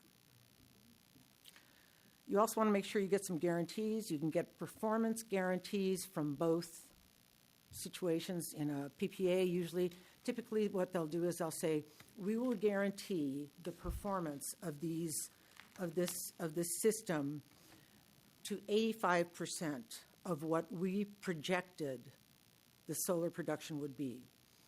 And they do it over a 3-year period because there's so much fluctuation in weather and can't predict that all of the time. So you always want to have that kind of a guarantee in there. In a district-owned situation, you don't have that. You have guarantees from the manufacturers, and usually that takes care of the situation. Mm-hmm. You will not get a guarantee of how much you will save. You just can't get that. Now, you have more, because you gave one example of district-owned, district-owned, and then the rest were power purchase. The other two were power purchase. So what would you say that districts and or municipalities, counties, and, what are they using more? I would say that at first, almost 100% were doing power purchase agreements because they didn't have money. Mm-hmm. Once the technology got better and people were more comfortable with it, districts started going out for bonds in order to pay for it. And so probably it is 3-to-1 still power purchase agreements as opposed to owning. And then the last thing is, and I know that a lot of school districts are concerned about this, what happens when the solar company assigns their contract to someone else, and you've been dealing with someone and you know them and they know you and everything's going along fine, and then all of a sudden they assign it to another company and then they're gone and you don't know who to call when you've got some problems. This is probably not going to be a problem anymore. Again, it's not the Wild West anymore. Don't let your brother-in-law just come in and install the panels. But it is something to understand. And let me just tell you that the assignments that you will see in the most reputable companies are assignments for financing. And that's basically what they're doing, is they're just saying in order to find, and they're always refinancing because they're always trying to find the best deal for for their financing for the whole period. So you will see that they will be assigning that contract, but it's not assigning away the day-to-day contact. And that's another thing I put in all of the contracts, is that they commit to having someone, maybe not exactly the same person, but having someone who is directly responsible for that school district, who will always be the one that you can call. Because otherwise, I know people just disappear, and you think, you call and they say, oh no, so-and-so's not here anymore, or we don't own that anymore, and you don't know what to do. But we try to take care of that in contract language. And that's in the pitfalls to avoid. Those are the kinds of things that I try to cover in the contract language. Some of them, one district failed, and we didn't do the contracts for any of these failures, I have to tell you. Didn't include language in there requiring the vendor to actually connect the system to the utility. That's, you have to have an interconnection agreement. They've got all these beautiful solar panels. Well, this was a few years ago. All these beautiful solar panels on parking structures connected to nothing. So they didn't work. Yeah, for years. And then they had to fight with the department. This was up in L.A., Department of Water and Power, which is a struggle to get them connected. I think they've got it connected now. Another one failed to include language regarding requiring the solar company's vendor to build, when they're constructing, when they're on campus, to follow those ed code requirements that you have to have about fingerprinting, no drug and alcohol, and ended up with some felons working. They caught it pretty quickly and changed it, but it was unfortunate. And then another one failed to include, this is what I've been doing a lot of. One of the things that, as I said, they do refinance. And so when they refinance, they'll come back to the district 2 years, 3 years, 4 years from now. They'll come back to the district and they'll say, we're refinancing. We need the district to sign this document, this document, and this document. And you'll need to send it to me, and I will review it, and I will charge you for it. Okay, well, in the language of the contract, I always include that they have to reimburse you for the legal costs for those refinancings, because the refinancing is benefiting them. And so that has been successful too. Other pitfalls to avoid: roof mounts. Not doing roofs anymore. Now, I don't know of one district, well, maybe one, that's still doing roof mounts. They had been doing it, but what they found is it was very difficult to get DSA to approve the roof mounts. And insurance companies wouldn't cover roof penetrations. I know this from my early years in commercial real estate. Insurance companies are really touchy about roof penetrations of any kind, because then you get the leaks and all the water damage, things like that. So they weren't interested in doing roof mounts. And it's kind of moved more towards parking structures, shade structures, standalone structures. Those have been the most typical. I had a question. New construction is, 15% has to be set up for, roofs need to be set up for solar, to take solar panels. Are those still being utilized if they're being built that way? It's up to the district. When the projects get designed and they go through DSA will not approve them unless they include 15% of roof area that has the bracing, that has the capability of withstanding if we were to decide to add solar panels. Here in our district, ART's recommendation, mine would be to not use roof-mounted systems. So it's up to the district whether or not you're going to use them or not. It's just the code requires that they be included. Okay, but if they're built up to code to receive solar panels, the companies will still use that, are willing to utilize that space if that's what we decide to do? Yeah, if the district decides to roof mount them, then we do put them up there. Okay. But we don't recommend it because even though the roof is capable of holding the weight and people walking up there, the roof material degrades with people walking on it. And when you do go 10, 15, 20 years down the road to re-roof, it's just a lot more expensive to remove everything to re-roof the building. Yeah, you have to take the whole system off and replace it. Okay, let's see. So we're finally to the RFP. Okay, we've seen some of the problems. Do you have any questions about any of these issues? If you're going to go forward with this, I suggest you use an RFP system. You don't have to. We suggest it, we recommend it, because it provides transparency. It also gives you the opportunity to compare costs and compare companies.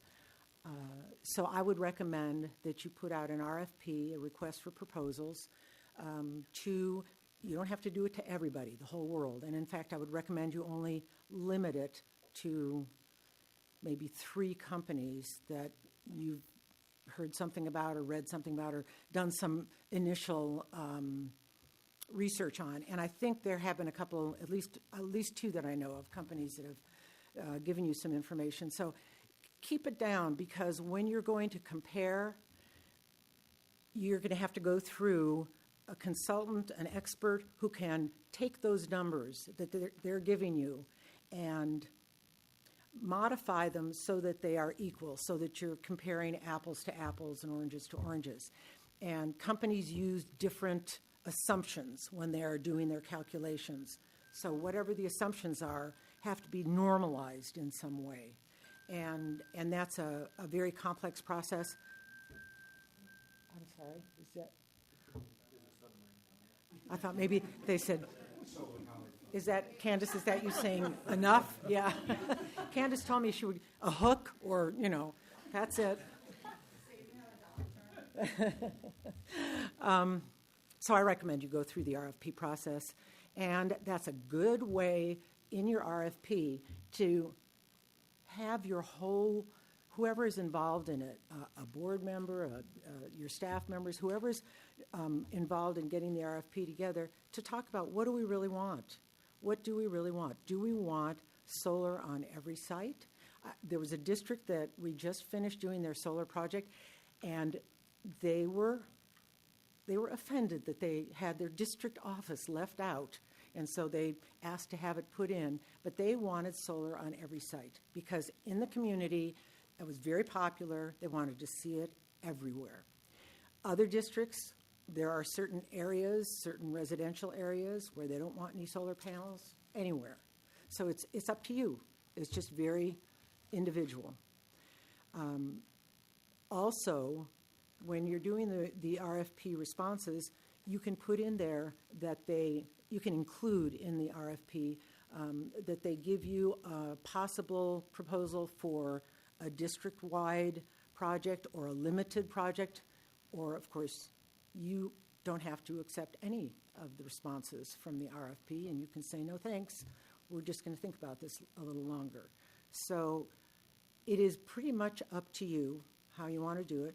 Take some time, take some energy, take some coordination, and when you put those out, I would suggest that you make sure that you have at least 3 companies that you're looking at, 2 or 3. You don't even have to have that, but I think it's a good idea. And look at what they've done. Make sure that they have done projects for school districts. School districts are a completely different animal from any other entity. So they'll know about things like different schedules, graduation, when you don't want you don't want the construction in the middle of graduation. It's amazing how different a school district is when they're doing these kinds of projects. I suggest also that you go and visit schools that have solar implemented, and that your staff talk to the staff members and ask what problems they faced and try to avoid those problems. Most now have, I think almost all the companies have pre-approved panels so that they don't have to go through DSA for the approval of the panels. They still have to go through DSA for the approval of the system itself. I don't know whether you have open projects with DSA or closed projects. DSA has, in the last few months, gotten a little bit touchy about if you have any open projects at all. They want you to close those before they give permits for the solar project. Oh, one thing I really do want to impress on you. This is a good time for you to be looking at solar for a lot of reasons, but here's a really big one. The Public Utilities Commission just passed some legislation. The utility companies are getting a little bit upset. They're not making as much money as they used to because of solar. They have lobbied the PUC, and the PUC has said, okay, there's a little discrepancy here, and we'll try to work with it. And they're going to increase the amount of money that the utilities can get from solar projects, and so it will decrease your savings. A number of school districts got very upset about this, lobbied, said, we just entered into a 20-year contract. This is going to destroy us. And so the PUC said, all right, any school district that enters into a 20-year contract before 2000, where they have to have the project up and running before 2017, or before that utility reaches its generated whatever, they have different levels of generation of solar power, is protected for 20 years. You won't be affected by the changes that they're going to make. So this is a good time to be looking at it. Okay, you make the selection in a regular open session. You'll hear the staff and consultants' reports, make their recommendations. You'll hear public comment, and then you will make a decision. Right now, you don't have to make any decision at all, except whether or not you want to direct staff to go forward with doing the RFP and figuring out what you want to do. Thank you very much. I didn't mean to talk so long. Candace, where was your hook? Yeah. Okay, now I'm using my hook. Okay. And so the only comments that I would add is, Kathy talked about the two options. Owning the system, in my opinion, is not an option for this district at this time. If you as a board decided we did want to own a system, then we need to do, a lot more exploring. Do we want to go out for a bond for that? We don't have any excess facility dollars for that. So if solar is something that you want as a board, I think the power purchase agreement option is the only option at this time. And I definitely agree with the recommendation that the RFP is the way to go so that we can write it to our specific district standards and have them respond to some of our concerns that we may have, our different needs, and then we can compare those and bring those back to you. And if the board were to decide, we want to put as much solar as possible, we can have them respond in that way. We can also have them respond in a way where, we do everything we possibly can, all the way to we do a limited amount of solar because, perhaps we're concerned about aesthetics and that kind of thing. And so we can include all of that and have them respond in that fashion so that when we're making the decision, we have all of that information in front of us. And by the way, on the power purchase agreements, you can purchase the system. You have to wait 7 years because the investors, because they have their tax savings that they have to have 7 years. But after 7 years, you can purchase the system. So if you decided to go out for a bond later on. Anything else? I agree with what Candace said. The thing is, it seems like we're damned if we do and we're damned if we don't. The game is being played, politically, and we're trying to save money so that we can put into our educational process and into our kids, our children, and the people that are after the almighty buck, right? And so. And that's politics, as it were. But I think we need to explore that one avenue, and then and decide then if it's worth the effort. Because, a lot of people are doing it, and I see it every time I turn around. Went to the animal shelter the other day, and they're doing it. The county's doing it. Riverside County is doing it. And so something's a brewing. Are all those people, dummies? Something must be happening, or else they wouldn't be doing it. But otherwise, we need more information, I think, going forward, and then see what they present and see what kind of savings they can. I don't know if they can guarantee it, but anyway, we'll take it from there. Project. That's great. And you can ask for savings guarantees in the contracts. I like the idea of 3 proposals, so we can actually see what they were asking for. I think we're way behind the times. I mean, there's solar everywhere. Like you said, most school districts, if you go to Orange County or drive from the beach, they're all there. And it would seem like this lease program wouldn't cost us anything, and they would maintain it, correct? Well, let me clarify. Just because you see them everywhere doesn't mean that it was beneficial for all of those companies. They may have jumped into it without researching anything, hoping that it would save them money, and it may be costing them. We just don't know. I do think we should have some proposals, but at the same time, I think it's like the cell phone. When we didn't have a cell phone either, like 20 years ago, but now everybody has one. It just seems like we're way behind the times. Well, some of the districts in Orange County have been able to, remember, they're not building schools. They're, in fact, selling some of their sites. So they get revenue generated that way. Plus, they get all kinds of developer fees for when businesses come in and build buildings. And so they're actually buying. They're in the position of buying. We're on the other side. We need to build schools. We need to build a middle school and a high school. We got to rebuild Paris High School. So we can't take facilities dollars from Measure T and put it towards this. I understand, but I just want you to know other agencies, especially when you look closer to the coast, they're able to do it by a different set of dollars than we have. Yeah. Well, I understand what you're saying. It just seems like it's something we should definitely look at. Definitely investigate a couple companies and what they would advise. And I just don't think we should look the other way, just because, there are options where we wouldn't have to spend $60,000, whatever. We wouldn't have to spend money to actually get it.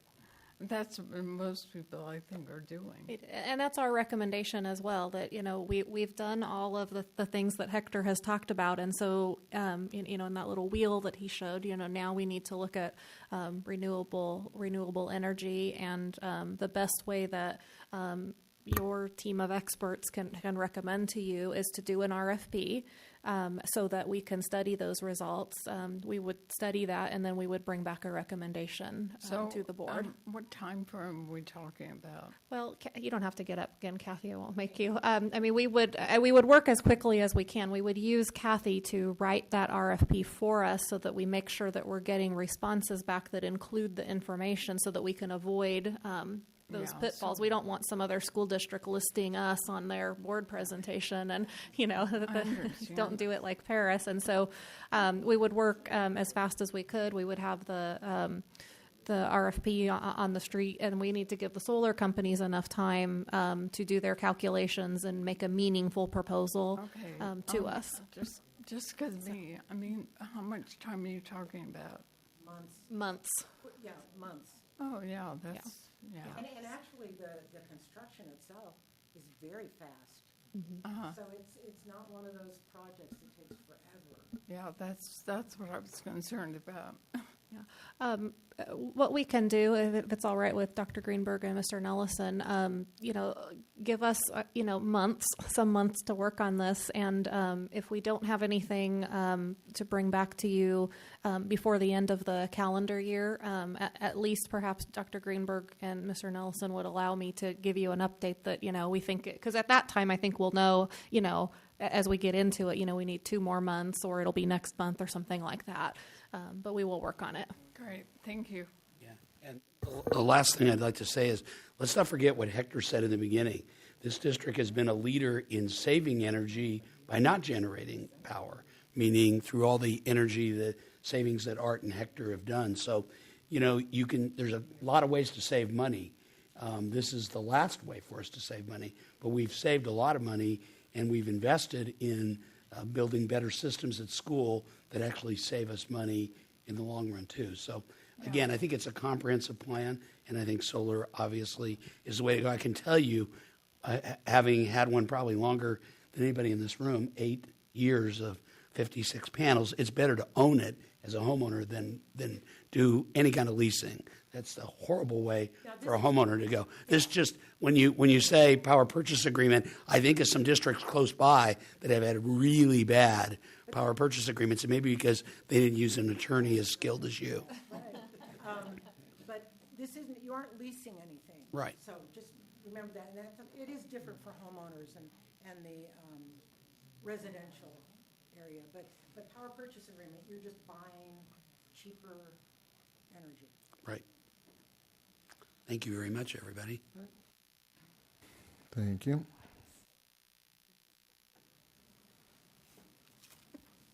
Okay, or report on the district security system and monitoring program.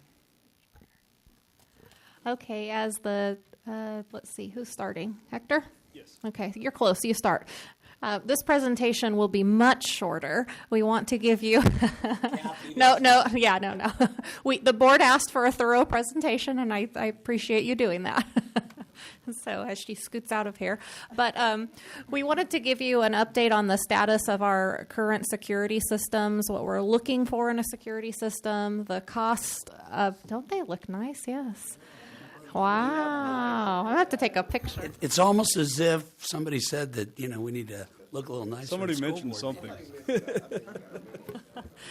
And so as soon as they're done talking about the systems and where we want to go from here, we'll talk to you about some next steps there as well, because it's got a price tag to it. Not near as hefty a price tag as solar, and certainly a doable price tag, but we'll let Hector get started in this less than 10-minute presentation. Yes, very, very brief. To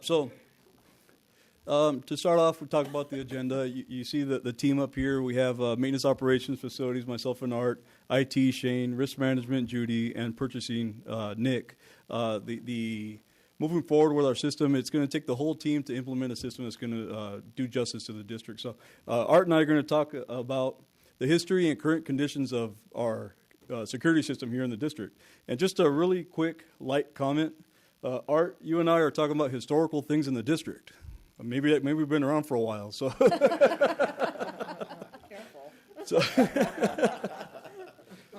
so basically, when we talk about security systems, we're talking about the camera system here in the district, our burglar alarm system, but mainly focusing on the camera system. Our system that we have in place here in the district is over 10 years old. When it was first created, I don't think any of us were here, but it was a perimeter system at the sites with cameras to protect the property, to protect the school sites. It's over 10 years old. The district has grown. The focus has changed, and during the time the system has existed here in the district, internal cameras were added at the sites, inside the corridors, inside the campuses. Just as a camera was needed, one was added. Current system is based on outdated technology, and the current system is comprised of a mixture of components. Like I said, during those 10 years that the system has existed, anytime something has been needed, we find something which is the flavor of the month at that time, and we add it, the latest and greatest, but like I said, it's over 10 years old. Not working? Many of the current components in the current system are reaching or they're past their life expectancy. And so they're starting to die. Poor quality, even with analog cameras. New technology is all digital based. Shane will talk more about that. Over the years, improper installation and wiring, twisted pair, just regular copper wires were used to install cameras and security system over the years. That technology is way gone now. Everything's all digital. Everything's all Cat 6, IT based. The system that exists in the district right now is difficult to maintain. The current system doesn't allow for upgrade to digital video. And a big one is that the cameras that we have currently are not tied to the security panels in the district. Ideally, if an alarm goes off, a camera turns on, and whoever's monitoring can look at that camera and dispatch police, dispatch district personnel, whoever needs to be dispatched. So with that, I'll turn it over to Art, and he'll continue. Red button. The arrow, the other side. Need my help, Art? I want the tech guy to come up. He's slipping. There you He's go. hitting the All right.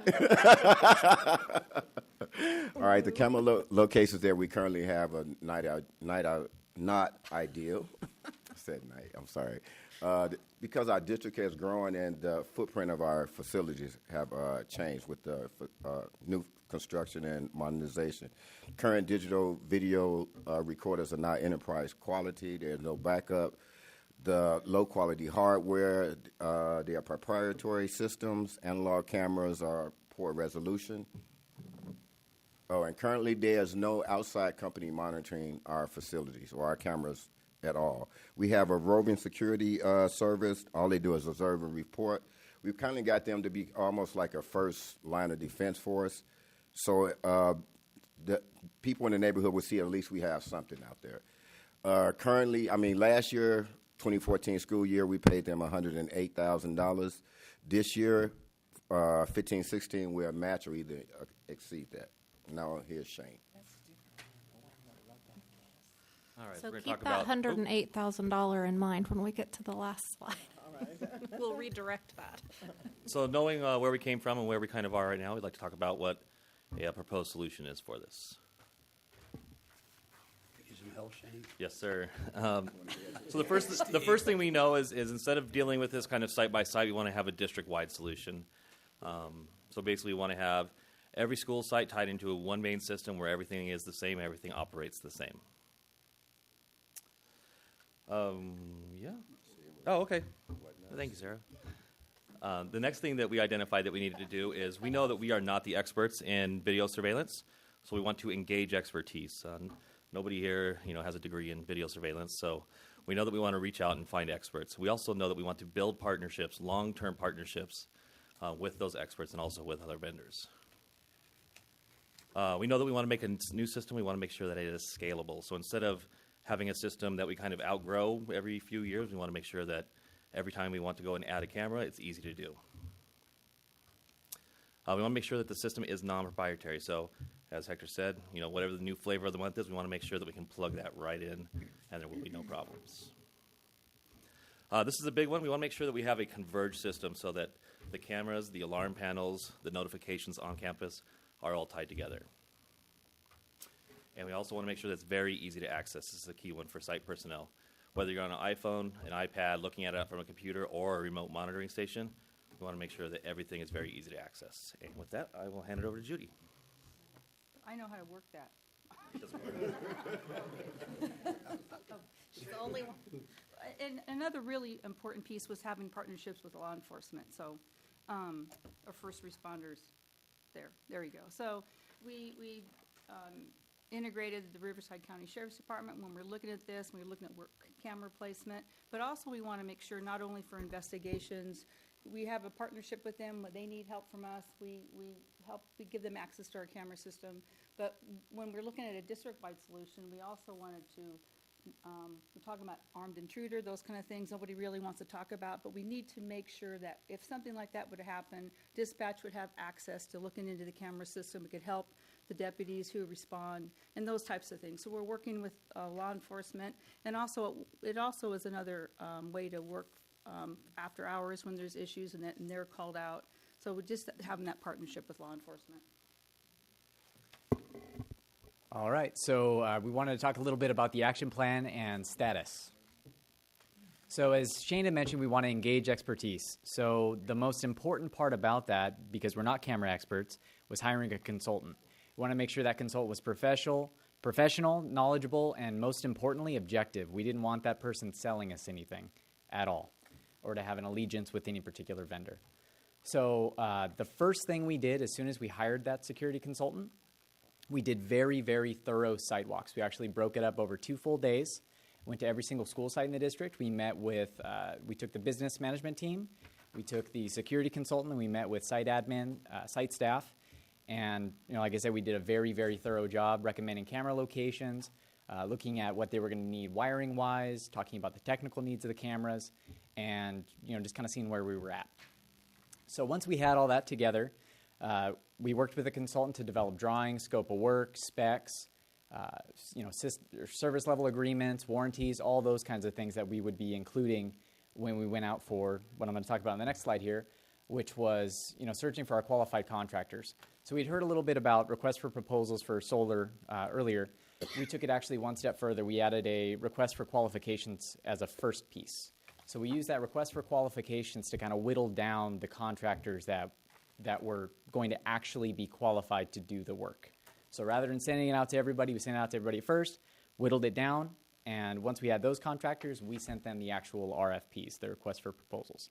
So those contractors, we did site walks again, once again, broke them up over 2 days, wanted to make sure we were thorough, and they presented their proposals. We evaluated them. They were very close dollar-wise, but something, it's not a low bid scenario. You're talking about things like service level agreements, quality of service. We're looking, as Shanda mentioned earlier, we want a partnership with a vendor. We want this to be a long-term thing, not just have a company come in, do a quick fix and leave us, and then eight years down the road we have no one to go to. So, next one. All right, so what are the next steps? So we've laid a very solid foundation for this project. We know what we want to do. We know what it's going to cost. So now we need to figure out how we're going to pay for it. So we're working on possible solutions for that. So one of those is facilities funding money. And we're going to find out about that after we open the Paris High bids, I believe in December or so, right? Yeah. So we're also going to talk about some financing options, potentially phasing the project.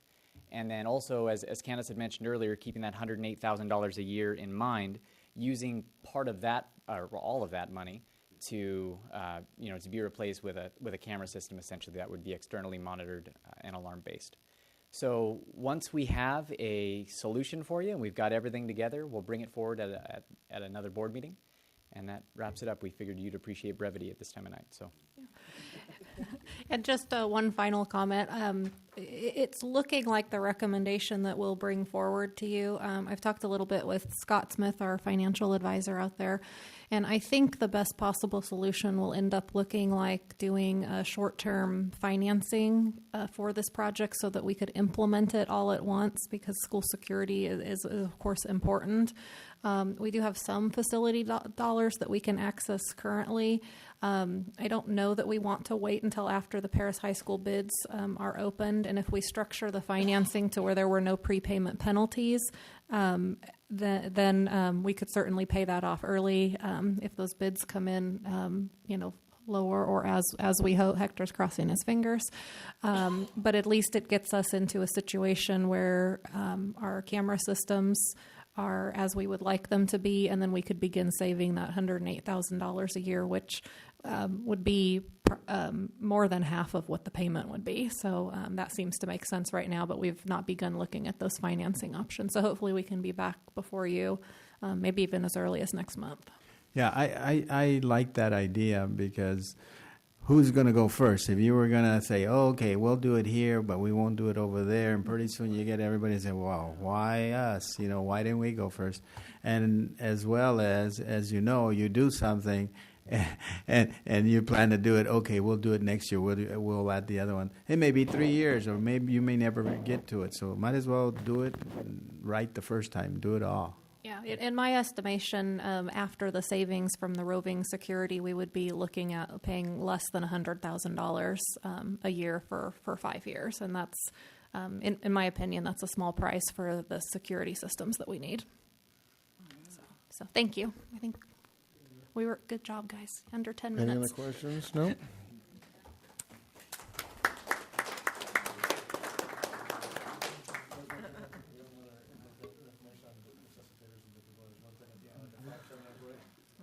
Sure, yeah. We have one other information item we're going to talk about, resuscitators and defibrillators. Oh. Let's take a 10-minute break. Okay. Well, we're going to take a bit of a break. We'll come back a little bit after 8 o'clock and finish this up.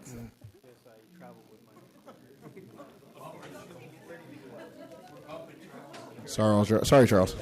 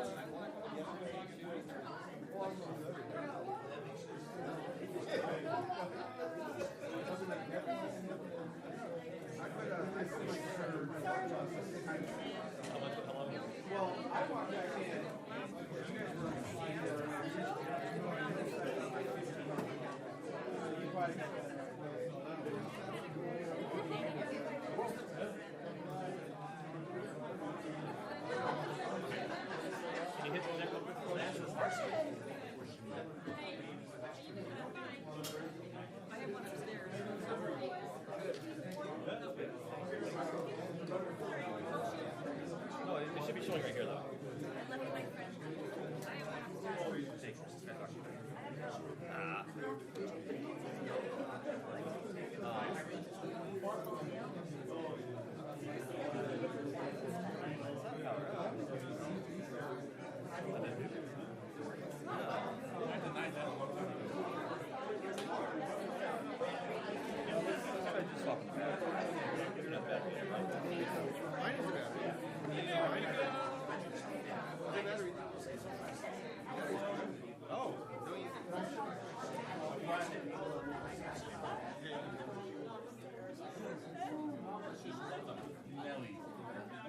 So which one's mine? This one's mine? Okay. I would like you to model the second one, not the first one, all right? Please. I got a co-pilot. That's Okay. my co-pilot. My co-pilot. Don't worry about me. Don't worry about me. Talk to my co-pilot. Oh, it's gonna work now? No, I mean, if you have two numbers, No, that's the mouse.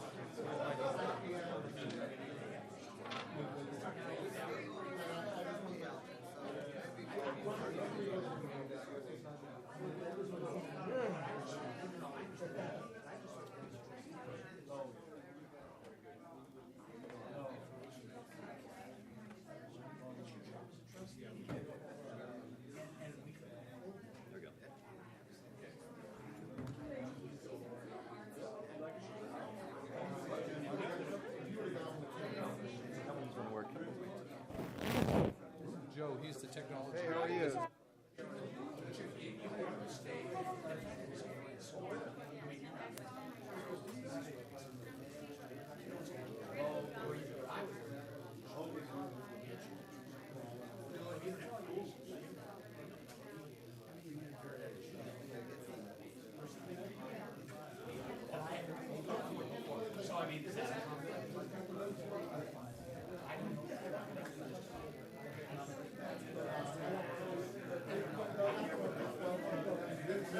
Yeah.